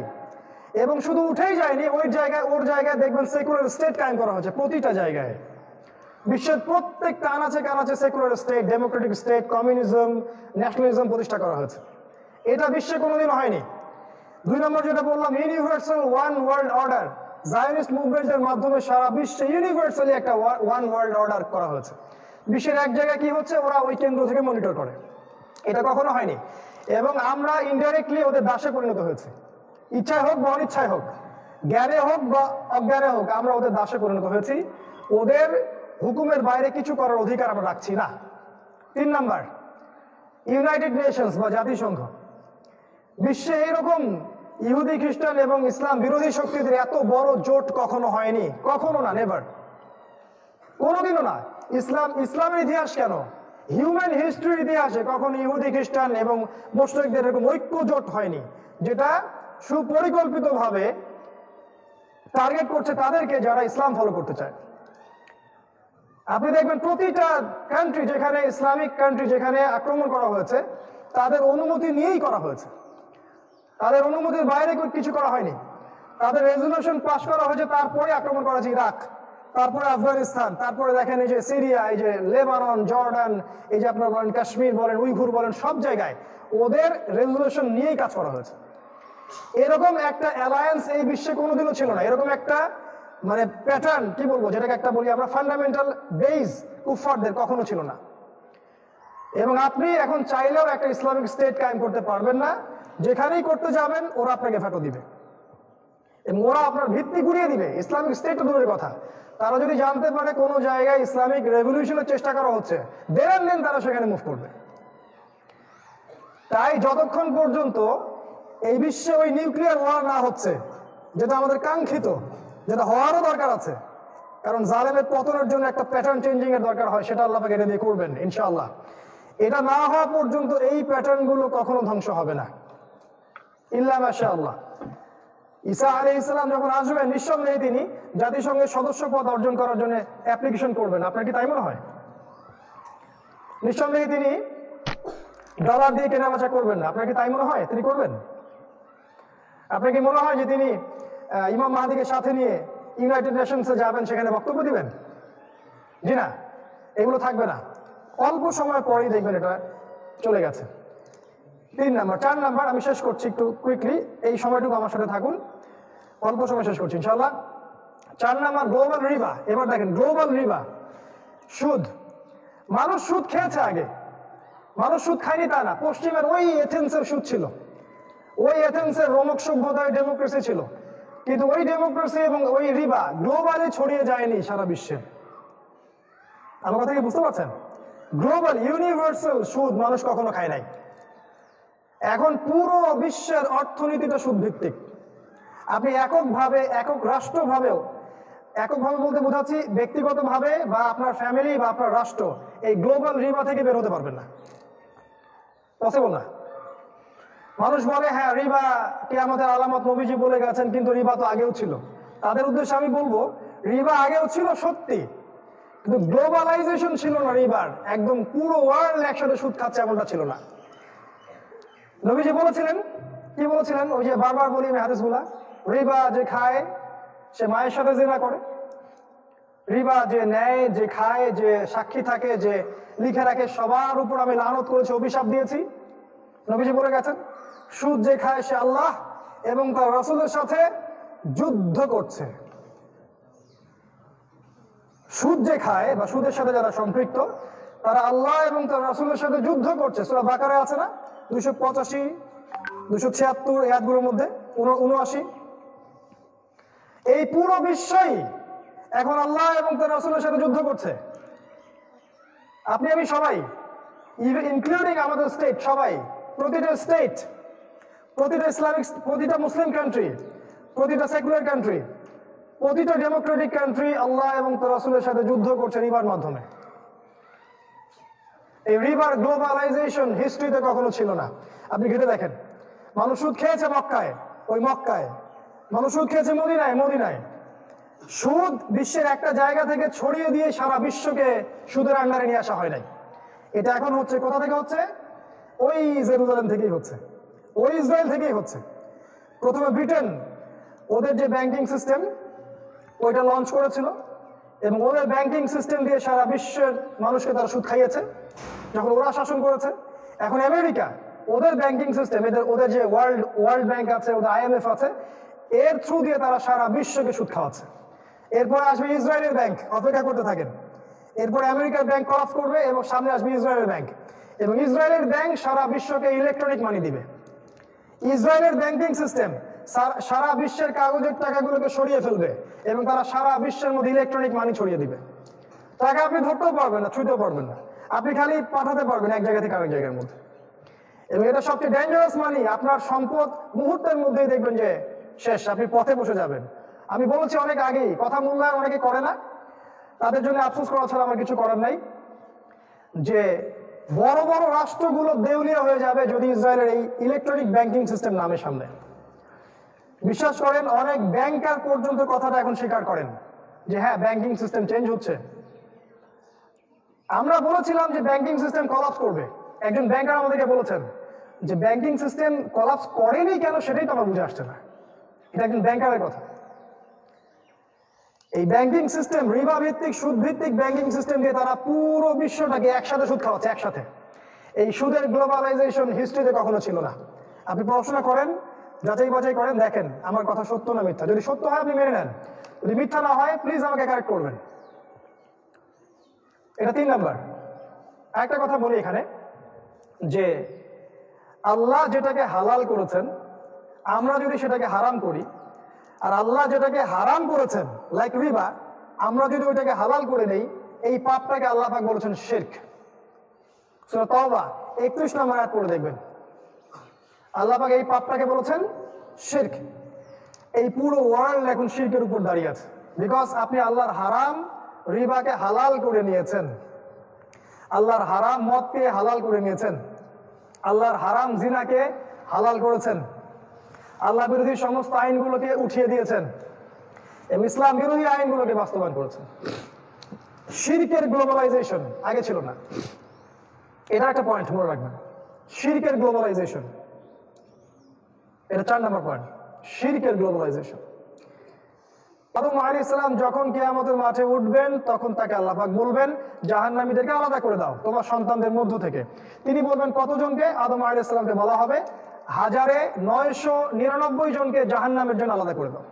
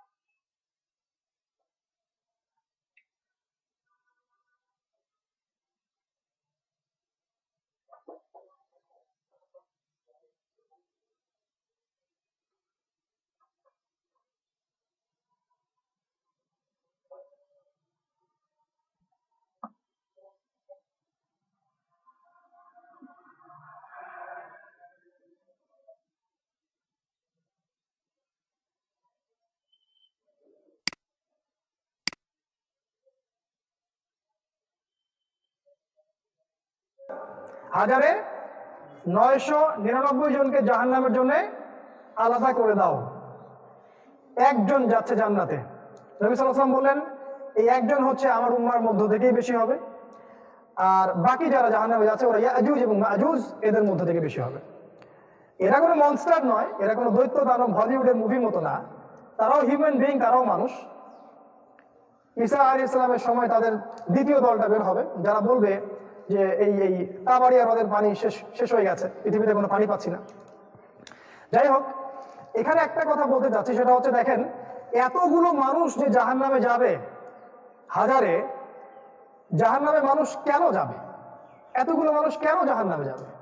উত্তরটা খুব সিম্পল, উত্তরটা সূরা নিসার মধ্যে আছে।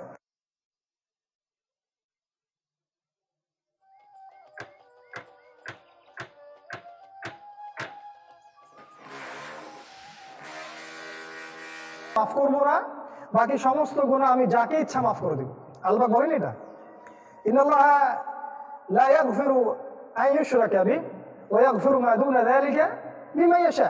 আল্লাহ পাক তার সাথে শিরকের গুনাহ মাফ করবেন না, এছাড়া যে কোনো গুনাহ আল্লাহ পাক যাকে ইচ্ছা মাফ করতে পারেন। তাহলে প্রশ্ন, ওই 99% মানুষের আমল নামায় কোন পাপটা থাকতে পারে? সিম্পল, কি? শিরক। তার মানে ওই যে মানুষগুলো জাহান্নামে যাচ্ছে তারা শেষ জামানার মানুষ হবে বেশিরভাগই, কারণ শেষ জামানায় ইউনিভার্সাল শিরক চলছে। ইউনিভার্সাল শিরক কখনো চলে নাই, নো। হিস্ট্রিতে ইউনিভার্সাল শিরক মানে পুরো বিশ্ব জুড়েই শিরক। অর্থনীতিতে শিরক, আপনার দেখবেন এডুকেশন সিস্টেমে শিরক, আপনার পলিটিক্সের শিরক, বিধানের শিরক, সংবিধানের শিরক। আপনি দেখবেন যে জেনা, মদ, এটা ওইটা, আল্লাহ বিরোধী আইন কানুন সব কিছুর মধ্যে দেখবেন আল্লাহ যেগুলো হালাল করেছেন সবাই সেটাকে হারাম করছি, আল্লাহ যেটাকে হারাম করেছেন সবাই সেটাকে হালাল করছে। এটাই শিরক, এটাই বড় শিরক। তো ইউনিভার্সাল শিরক হবে, এটা আখিরুজ জামানের আলামত, যেটা আগের 100 বছরে শিরকের এই গ্লোবালাইজেশন ছিল না। শিরক ছিল নির্দিষ্ট একটা দেশে, নির্দিষ্ট একটা সম্প্রদায়, নির্দিষ্ট একটা জায়গায়, একই সাথে সারা বিশ্বের মানুষ শিরক করছে, কখনো ছিল না। 5 নাম্বার, এটা একটা মেজর পয়েন্ট, যদিও এটা আমি একটু টাচ দিয়েছি তারপরে বলছি আলাদা করে। গ্লোবাল জিনা, গ্লোবাল জিনা, সারা বিশ্বের মানুষ এখন গ্লোবালি জিনা করছে, ঘরে বসেই। মানে আমেরিকার একজন মেয়ের সাথে ঘরে বসে বাংলাদেশের একটা ছেলে জিনা করছে। বুঝতে পারছেন কি বলতে চাচ্ছি?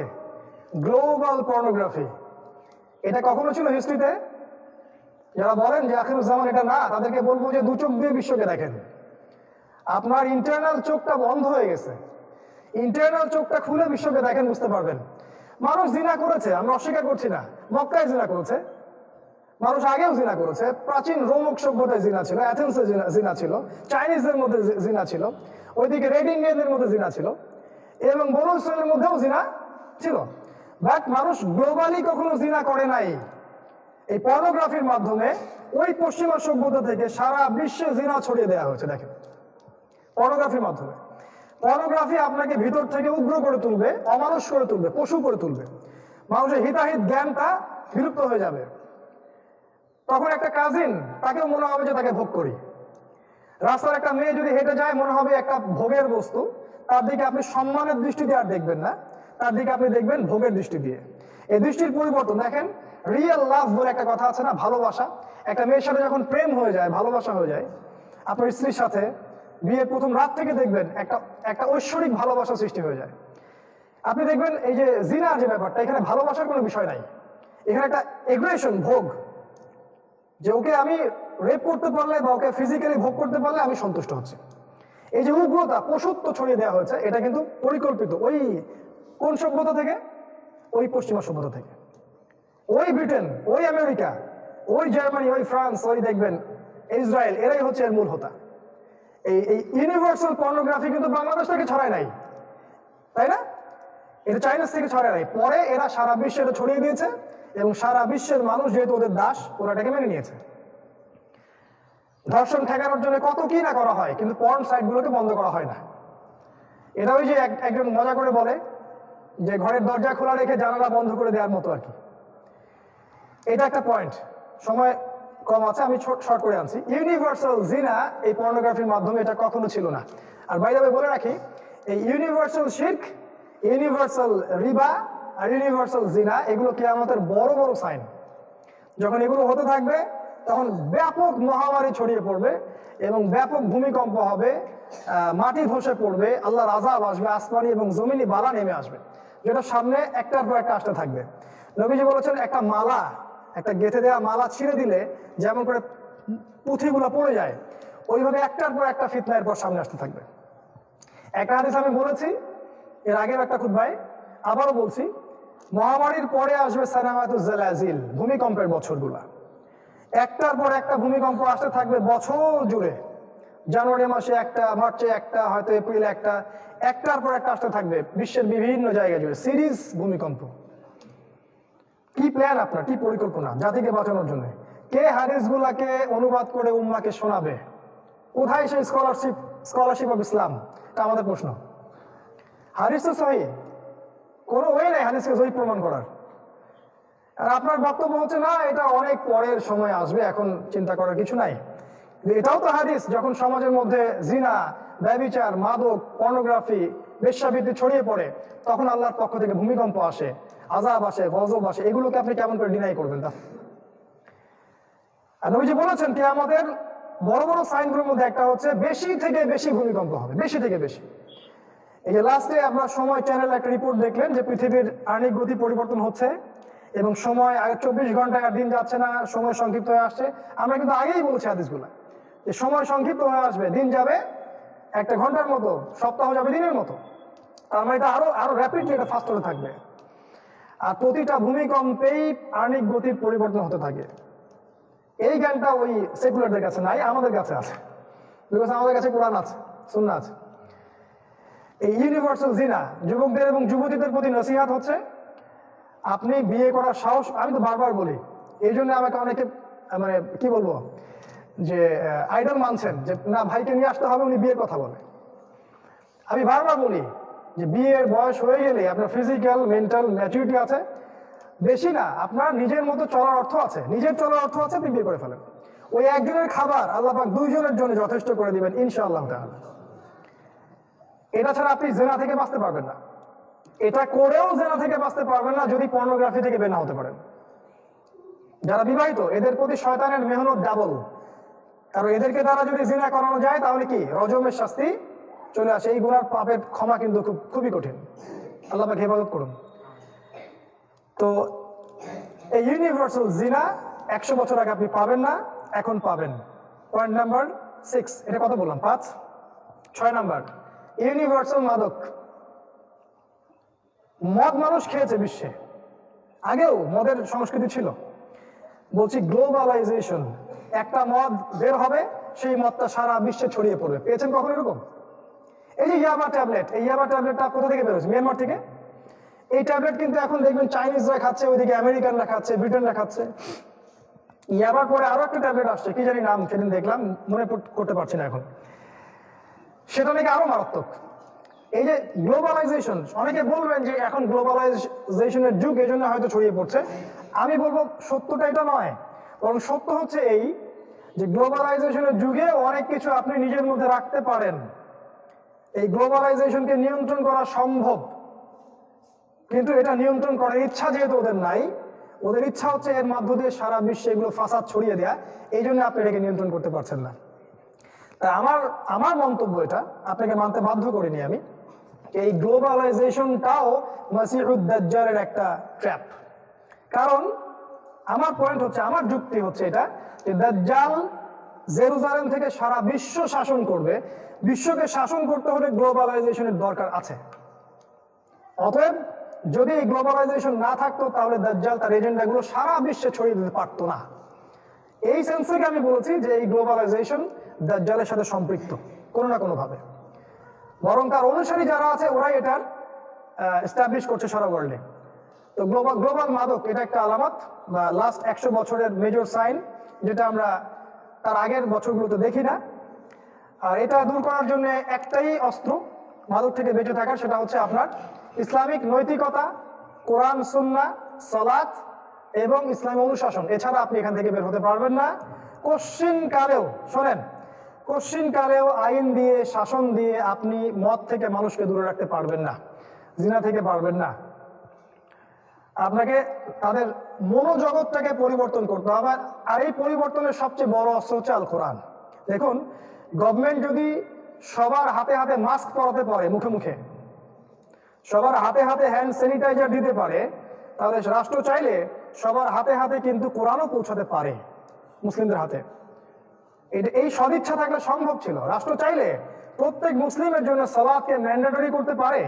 যদি আপনি সালাতে ঢোকার সময় মাস্ককে ম্যান্ডেটরি করতে পারেন, তাহলে প্রত্যেক মুসলিমকে আপনি মসজিদে আনতে পারবেন না? সম্ভব ছিল, উদ্দেশ্য নাই, পারেন না। যখন খিলাফা আসবে তখন হবে ইনশাআল্লাহ। তো যেটা বলছিলাম যে এটা দূর করার জন্য আপনাকে রাষ্ট্রীয়ভাবেই সবার হাতে কোরআন ছড়িয়ে দিতে হবে।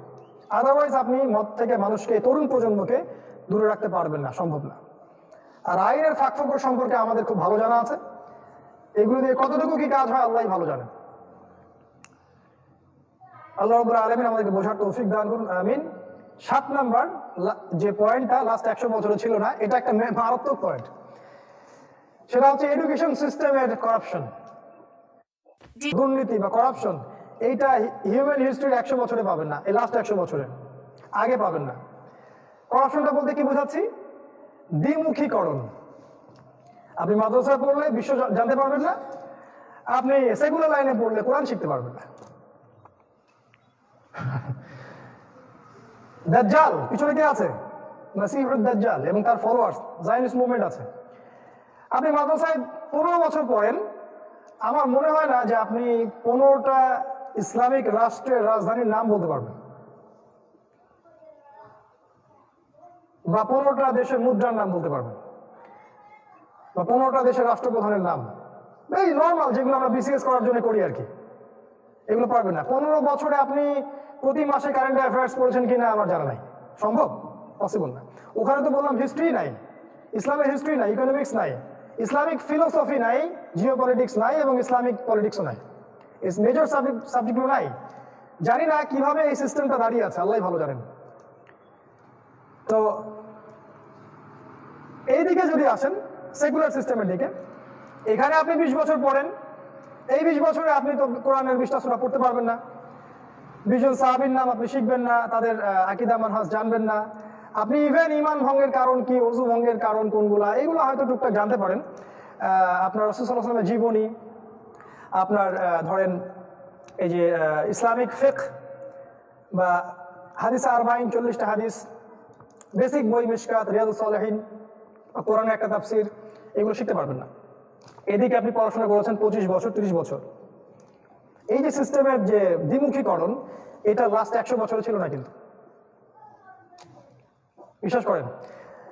ইসলামিক সভ্যতার বাইরেও যে সভ্যতারা ছিল, তারাও এমন একটা জ্ঞান চর্চা করতো যে জ্ঞানটা ছিল মৌলিক এবং যে জ্ঞানটা শিকড় থেকে সব শাখা প্রশাখা বের হতো। ওই যে সবাই কথায় কথায় রোমক সভ্যতার উদাহরণ দেয়, তাদের যে বেসটা ছিল, ওই বেসটার মধ্যে তারা ধর্মকে কিন্তু এড়িয়ে যায়নি। তারা সেকুলার সিস্টেমের সাথে ধর্মকে একসাথে নিয়ে একটা এডুকেশন সিস্টেম দাঁড় করিয়েছিল। চাইনিজদের সভ্যতা অনেক প্রাচীন, দেখবেন ওদের সাথে ধর্মের সাথে সম্পৃক্ততা আছে। ইসলাম না হোক, বুদ্ধিজম ধর্মের সাথে সম্পৃক্ত আছে, এবং এই ধর্মের সাথে সম্পৃক্ততা দিয়েই তারা অন্যান্য সাবজেক্টগুলো পড়াশোনা করত। ইসলামের স্বর্ণযুগে ফিরে যান, আমাদের যারা ডক্টর ছিলেন, ইমাম রাজি বা ইমাম গাজালির কথা বলেন, বা ইবনে সিনা, বা যারাই ছিলেন, যত বড় বড় মনীষী ছিলেন, খেয়াল করে দেখবেন তারা কিন্তু কোরআন সুন্নাহ ছোটতেই পড়েছেন। তারপরে তারা কেউ পড়েছেন ইঞ্জিনিয়ারিং পড়েছেন, ডক্টরি পড়েছেন, কেউ ফিলোসফি নিয়ে পড়েছেন, বিভিন্ন শাস্ত্রে তারা অগাধ পাণ্ডিত্য অর্জন করেছেন। একজন হিউম্যান বিং সে প্রতিটা সাবজেক্ট পড়তে পারত। তো এই জিনিসটা কিন্তু আপনি এখন খুঁজে পাচ্ছেন না। এই যে পার্থক্যটা, এই পার্থক্যটা লাস্ট 100 বছরে আপনি পাবেন, এটা মেজর সাইন। এটার সাথে লাস্ট জামানার সম্পর্ক কোথায়? ওই যে ওই জায়গায় হাদিসটা মনে করায় দেই, নবী সাল্লাল্লাহু আলাইহি ওয়াসাল্লাম বলেছেন আখিরুজ জামানে ইলম উঠে যাবে এবং জাহেলিয়াত বর্ষণ হবে, আলেমদের মৃত্যু হয়ে যাবে, মানুষ জাহেলদেরকে আলেম হিসেবে গ্রহণ করবে, তারা জাহান্নামের পথে যাবে, অনুসারীদেরকেও জাহান্নামের পথে নিয়ে যাবে। আপনি আমার বলা পয়েন্টগুলোর সাথে আখিরুজ জামানের হাদিসগুলো মিলালে আপনারা অনেক জ্ঞান জানতে পারবেন ইনশাআল্লাহ তাআলা। কয়টা বলছি? 7 8টা? আচ্ছা, আর 2-একটা বলে শেষ করছি ইনশাআল্লাহ। আমরা একসাথে সালাত পড়ে নেব ইনশাআল্লাহ। পেট্রো ডলার, এটা কত? 8 নাম্বার। বিশ্বের ইতিহাসে বিশ্বাস করেন, এই পুরো ওয়ার্ল্ড হিস্ট্রিতে তেলকে মুদ্রা হিসেবে কেউ গ্রহণ করেনি কখনো। মুদ্রা ছিল দুটাই, একটা সোনার কয়েন আর একটা রূপার কয়েন। শুধু ইসলামে নয়, অন্য যে কোনো সভ্যতার দিকে তাকান, ওই গোল্ড কয়েন স্বর্ণ মুদ্রা এবং সিলভার কয়েন রৌপ্য মুদ্রা। ইভেন আমাদের এই ইসলামী খেলাফার মধ্যেও কিন্তু এটাই ছিল। এই যে হাজার হাজার বছরের ইতিহাস, এই ইতিহাসটাকে আপনি দেখবেন লাস্ট 100 বছরে হঠাৎ করেই ভ্যানিশ। লাস্ট 100 বছরে আপনি আর মানে জাদুঘরেও একটা খুদে সোনার কয়েন পাবেন না, একটা রূপার কয়েন পাবেন না। হ্যাঁ, পাবেন কোথায় আমি বলছি, পাবেন আপনি ওই ইসরায়েলে। তারা কিন্তু সেগুলো ঠিকই মজুদ করে নিয়েছে, আপনার অজান্তেই আপনাকে বোগাস কিছু কাগজের টাকা ধরিয়ে দিয়েছে।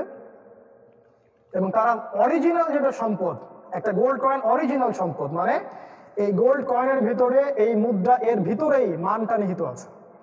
মুদ্রার মানটাকে আমরা ইকোনমিক্সের ভাষায় বলি ইন্ট্রিনসিক ভ্যালু, মানে অন্তর্নিহিত মান। একটা গোল্ড কয়েনের ভিতরেই এর মান থাকে।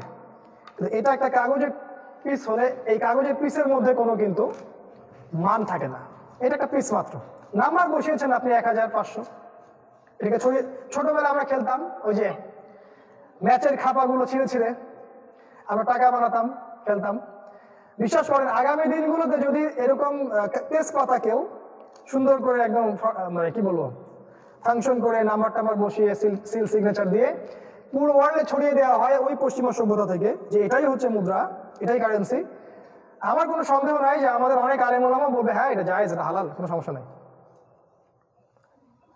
এই ইংরেজ আমলে আমাদের বাপ দাদারা যারা বেঁচে ছিলেন, শাহ ওলিউল্লাহ মুহাদ্দিস দেওলভী রাহিমাহুল্লাহ, শাহ ইসমাইল শহীদ, অন্যান্য যারা ছিলেন, তারা ওদের জামানায় কাগজের টাকার মুদ্রার বিরোধিতা করেছিলেন। তারা এটা প্রোটেস্ট করেছিলেন, না এটা চলবে না। এখন এই কথা কেউ বলতে পারে না। এটা কি হয়েছে, এই কাগজের মুদ্রার সাথে তেলের একটা ফাংশন করেছে তারা। ওই আরবের যে গলফ কান্ট্রিগুলো আছে, সৌদি আরব, কাতার, কুয়েত, এই যে আরব আমিরাত, দুবাই, এদের সাথে একটা চুক্তি আর কি, যে তেল শুধু বিক্রি হবে ডলারেই। ডলার তো বোঝেন, ইউএস ডলার। ইউএস ডলার ছাড়া আপনি রাষ্ট্রীয়ভাবে তেল বিক্রি করতে পারবেন না। এক্সাম্পল দিয়েছিলাম আমি একদিন, যে একটা ব্রিফকেস যদি বাংলাদেশি টাকা নিয়ে যান, গিয়ে আমাদের আমিরুল মুমিনিন, আমাদের কিছু ভাইয়ের আমিরুল মুমিনিন, আমার আমি তাকে সেটা মনে করি না, আমি মনে করি এটা American kingdom of Saudi Arabia, এটা আমার মত। তার কাছে গিয়ে যদি এক ব্রিফকেস আপনি টাকা দেন, বাংলাদেশি টাকা বা পাকিস্তানি রুপি দিয়ে বলেন যে আমাকে তেল দেন 1 লিটার বা 1 গ্যালন বা ইত্যাদি ইত্যাদি, সে কোশ্চিন কালেও আপনাকে তেল দিবে না। হ্যাঁ, যদি আপনি সেই এক ব্রিফকেস বাংলাদেশি টাকাকে বা পাকিস্তানি রুপিকে ডলার দিয়ে কনভার্ট করেন, তাহলে আপনাকে সে তেল দিবে। এই যে ডলার এবং তেলের চুক্তি, এটাকে বলে পেট্রো ডলার মনিটরি সিস্টেম, যেটা সারা বিশ্বে আগে জীবনেও ছিল না। এর মধ্যে দিয়ে কি হয়েছে জানেন? এর মধ্যে দিয়ে ওরা বিনামূল্যে, পুরো বিনামূল্যে, ফ্রি অফ কস্ট সারা বিশ্ব থেকে সম্পত্তি তাদের কাছে কক্ষভূত করেছে। ওই ডলার ছাপাতেও কি লাগছে? কাগজ, কালি এবং প্রেস। আর ওই তেল বের করতে আপনার কি লেগেছে? কোনটা অরিজিনাল প্রপার্টি, ওই তেলটা না কাগজের টাকাটা? তেলটা। তো কাগজের টাকা আমি আমার দেশে ছাপাচ্ছি যা ইচ্ছে যত খুশি, এবং আমি তো রুলিং স্টেট, কে আমাকে বাধা দিবে? আমেরিকা যদি বলে আমি আজকে আরো 10 মিলিয়ন ডলার ছাপাবো, কেউ কি বাধা দিতে পারবে? যে বাধা দিতে যাবে তার বিরুদ্ধে সে যুদ্ধ ঘোষণা করবে, তাই না?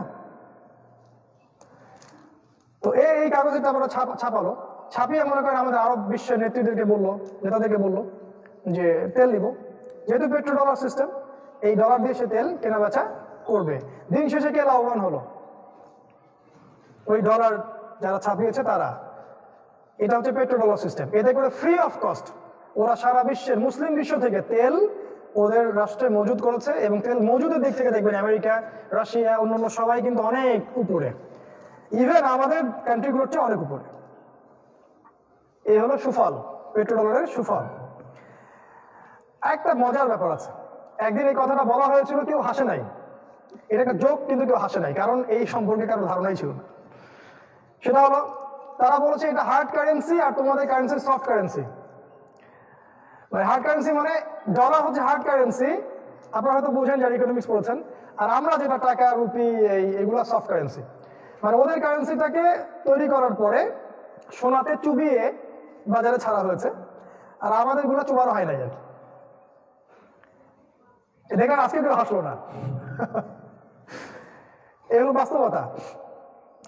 এর মধ্য দিয়ে যেটা হয়েছে ভাইরা, যে পুরো বিশ্ব থেকে আমাদের যে অরিজিনাল সম্পদ গোল্ড, সোনা, রূপা এবং তেল, এগুলোকে তারা তাদের যে দেশ, তাদের রাষ্ট্রে তারা মজুদ করছে এবং এগুলোকে ইসলামের বিরোধী এজেন্ডায় তারা এটাকে প্রয়োগ করছে। আপনারা অনেকে মনে করেন যে অনেক সময় অনেক মিশনারিরা কাজ করে, এত টাকা পয়সা পায় কোথায়?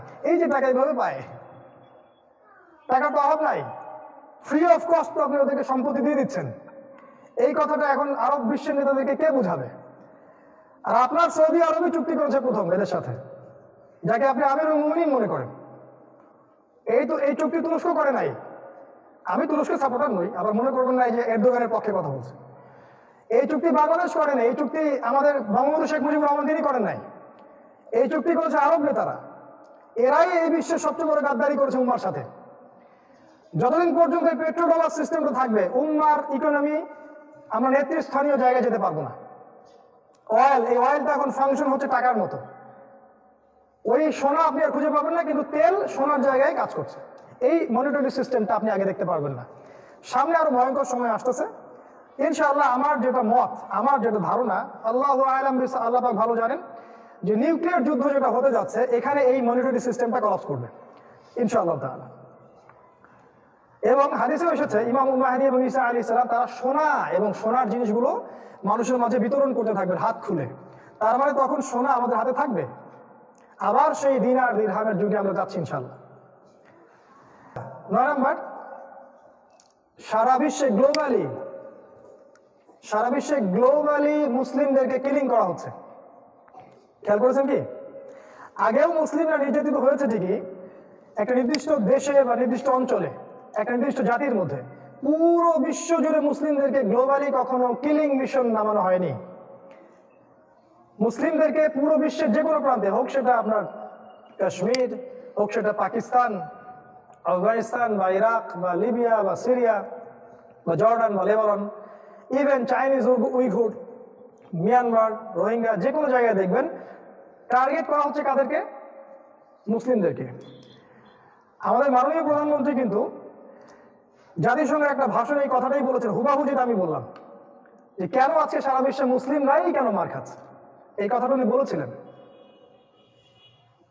আমরা এই কথাটা বলার জন্য তাকে ধন্যবাদ জানাই।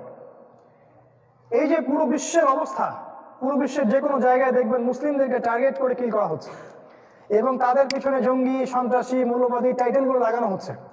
যারা শ্বেত সন্ত্রাস ছড়াচ্ছে, যারা অরিজিনাল সন্ত্রাসী, যারা জুলুমের বশবর্তী হয়ে অর্থনৈতিক শক্তির দাপটে বা সামরিক শক্তির দাপটে সারা বিশ্বে মুসলিমদেরকে নির্বিচারে হত্যা করছে, এদেরকে কেউই জঙ্গি বলছে না, কেউ সন্ত্রাসী বলছে না, কেউ টেরোরিস্ট বলছে না, মৌলবাদী বলছে না।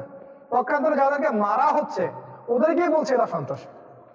প্যালেস্টাইন দখল করে আমাদের ভাই বোনদেরকে সেখান থেকে নির্মমভাবে বের করে দিয়ে সেখানে ওদেরকেই বলা হচ্ছে এরা হচ্ছে সন্ত্রাসী। আফগানিস্তানে এসে বোম্বিং করে আফগানের ভাইদেরকে বলা হচ্ছে এরা সন্ত্রাসী। ওই যে আপনি দেখলেন মিশর, লিবিয়া, জর্ডান, লেবানন এবং এই পাশের আমাদের যে ইরাক, এই জায়গাগুলোর মধ্যে মুসলিমদেরকে আক্রমণ করা হচ্ছে। যখন মুসলিমরা ডিফেন্ড করার চেষ্টা করছে ওদেরকে বলছে এরা সন্ত্রাসী। এই গ্লোবালি যে মুসলিমদেরকে এইভাবে সন্ত্রাসী ট্যাগ দিয়ে, জঙ্গি ট্যাগ দিয়ে হত্যা করা হচ্ছে সারা বিশ্বে, কিলিং মিশন, এটা কিন্তু আগে আপনি দেখতে পারবেন না। লাস্ট 100 বছর আগে আপনি দেখতে পারবেন নির্দিষ্ট একটা সময়ে, নির্দিষ্ট একটা জায়গায়, গ্লোবালি আপনি পাবেন না। এটাও কিন্তু ওই হাদিসের সাথে মিলে যায়। কোন হাদিস? নবী সাল্লাল্লাহু আলাইহি ওয়াসাল্লাম বলেছেন, আখিরুজ জামানে ইহুদি খ্রিস্টান মুশরিকরা মুসলিমদেরকে এমন ভাবে হত্যা করবে যেমন করে দস্তরখানায় তোমরা খাবার খেতে বসো, তাই না? হাদিসটা আছে। সাহাবীরা বলেছিলেন যে আমরা কি তখন সংখ্যায় কম থাকবো? নবীজি বলেছেন না, তোমরা সংখ্যায় হবে সমুদ্রের ফেনার মতো, কিন্তু দুটো বিষয় তোমাদেরকে পেয়ে বসবে, দুটো বিষয়, অনলি টু। একটা হচ্ছে তোমাদের মধ্যে মৃত্যুর ভয় ঢুকে যাবে, আল ওয়াহান, মৃত্যুর ভয়, তোমরা আল্লাহর জন্য জীবন দিতে চাইবে না। এবং 2 নম্বর, তোমরা ওই যে গরুর লেজ নিয়ে ব্যস্ত থাকবে, মানে দুনিয়া দুনিয়া দুনিয়া। সারা মুসলিমদের সারা বিশ্বের চিন্তা দুনিয়া।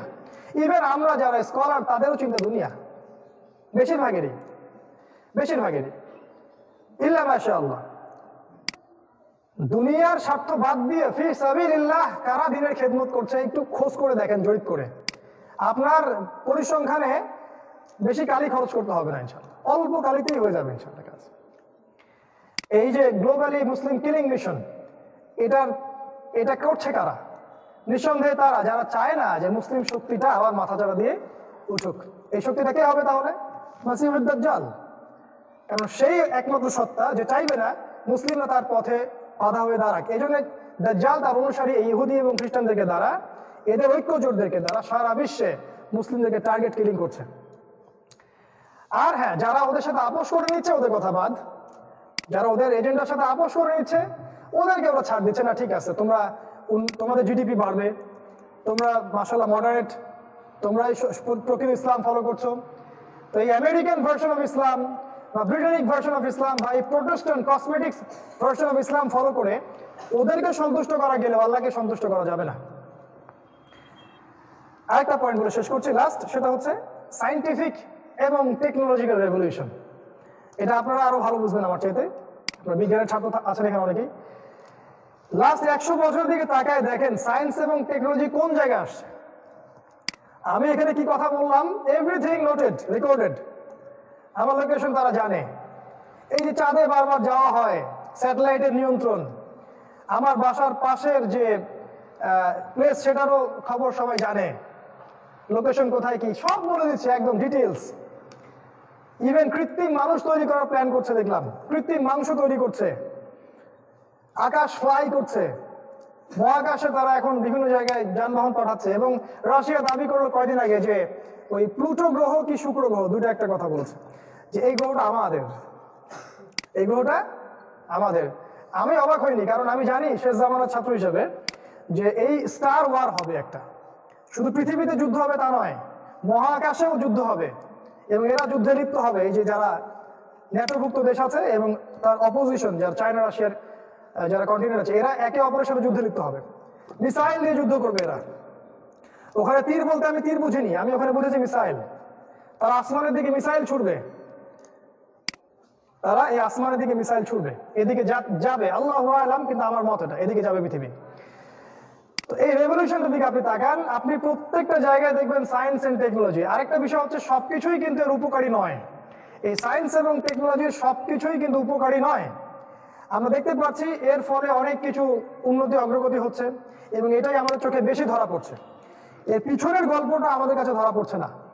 এর ফলে আপনার আয়ু কমে যাচ্ছে, গড় আয়ু, আপনার চিন্তার ধারণ ক্ষমতা কমে যাচ্ছে, আগামী প্রজন্মের মস্তিষ্কের ধারণ ক্ষমতা কমে যাচ্ছে, আমাদের ফিজিক্যাল কাঠামো কমে যাচ্ছে এবং আমরা অসুস্থ হচ্ছি দ্রুত, সেই সৌরবীর্য নষ্ট হচ্ছে, অনেক কিছুই হচ্ছে নেগেটিভ। এই যে 4G 5G রেডিয়েশন হচ্ছে, এই রেডিয়েশনগুলো আমাদের ক্ষতি করছে। এটা তো আর সেকুলাররা আমাকে মানে সাক্ষাৎকার নিয়ে চ্যালেঞ্জ করতে পারবে না যে 4G 5G এইসব রেডিয়েশনগুলো আমাদের ক্ষতি করছে। এখানে অনেক ক্ষতিকর বিষয় আছে। এই ক্ষতিকর বিষয়গুলো, এর মধ্যে সবচেয়ে ক্ষতিকর বিষয়টা বলে শেষ করছি পয়েন্ট, এই সায়েন্স অ্যান্ড টেকনোলজির অনেক ইনভেনশন আমাদের করা, মুসলিমদের করা, এগুলো ওরা চুরি করেছে। আমাদের সায়েন্স এবং টেকনোলজি ছিল আল্লাহ কেন্দ্রিক, আর এদের সায়েন্স এবং টেকনোলজি কি গডলেস, আল্লাহহীন, বরং এটা দাজ্জাল কেন্দ্রিক। এখানকার সবচেয়ে মারাত্মক যে বিষয়টা সেটা হচ্ছে নিউক্লিয়ার ওয়েপন্স, পারমাণবিক অস্ত্রগুলো। পারমাণবিক অস্ত্র কি মানব সভ্যতার জন্য কল্যাণকর? তাহলে কেন পারমাণবিক এত অস্ত্রগুলো দিয়ে আমরা বছরে কোটি কোটি ডলার খরচ করছি? কেন? কারণটা কি? কারণ একটা শক্তি আছে বিশ্বে, তারা এই বিশ্বের পপুলেশনকে কমিয়ে ফেলতে চায় এবং সারা বিশ্বে একটা মালহামা বা যুদ্ধ লাগাতে চায়। এই যুদ্ধের কথা হাদিসেও যেমন আছে, এই যুদ্ধের কথা ওই খ্রিস্টানদের বাইবেলেও আছে। ওরা ওটাকে বলে আর্মাগেডন, আর আমাদের নবীজি বলেছেন মালহামা, যেখানে 99% মানুষ মারা যাবে, কমব্যাটন। এবং এটার কাছাকাছি এই বিশ্ব দাঁড়িয়ে আছে, যে কোনো সময় এটা লঞ্চ করতে পারে, যে কোনো সময় হতে পারে। আল্লাহু আলাম, 5 বছর 10 বছর, আল্লাহু আলাম। এটা সবচেয়ে বড় হুমকি মানব সভ্যতার জন্য। এখন এই যুদ্ধ যদি সংগঠিত হয়, আপনি কিভাবে সার্ভাইভ করবেন, কেমন করে বাঁচবেন? কখনো এই বিষয় নিয়ে কোনো খুতবা হয় না, কোনো মাহফিলে কথা হয় না এবং কোনো লেখনী বক্তব্য আমরা দেখতে পাচ্ছি না। আজকের এই সংক্ষিপ্ত আলোচনায় আমি এই 10-11টা পয়েন্ট আপনাদের সামনে থ্রো করলাম, যেটা এই বিগত 100 বছরে বিশ্ব দেখেছে, আগের বিশ্ব এটা দেখে নাই এবং এই প্রত্যেকটা পয়েন্টের সাথে অসংখ্য হাদিস আছে রিলেটেড, যেগুলো শেষ জামানার সাথে সম্পৃক্ত। দ্যাট ইজ ওয়াই আমরা বলি যে আমরা এখন আখির জামানে বাস করছি এবং এই জামানায় সার্ভাইভ করার জন্য আমাদের কিছু পথ এবং পদ্ধতি অবলম্বন করা উচিত, যেটা আমরা করছি না। আমরা হেলাইশন নাম্বার 1, যে আপনি আপনার জান, আপনার মাল, সময়, শ্রম দিয়ে ফি সাবিলিল্লাহ প্রস্তুত থাকেন। আপনাকে আল্লাহ পাক যা দিয়েছেন তাই দিয়ে দিনের খেদমত করতে থাকেন আপনার সাধ্য অনুযায়ী। এটা নাম্বার 1 পয়েন্ট। এতে করে আপনি ইনশাআল্লাহ আল্লাহ পাকের কাছে হয় গাজী অথবা শহীদের মর্যাদা পাবেন, কারণ আপনি বিজয়ী হলে গাজী হবেন। আর আপনাকে যদি এই পথে কেউ হত্যা করে, মেরে ফেলে বা আপনার মৃত্যু হয়ে যায়, তাহলে আপনি ইনশাআল্লাহ শহীদ হবেন। এর চেয়ে সম্মানের জীবনও নাই, এর চেয়ে সম্মানের মৃত্যুও নাই। নাম্বার 2, যদি আপনার এই ক্ষমতা না থাকে তাহলে আপনি ঘরে থাকেন,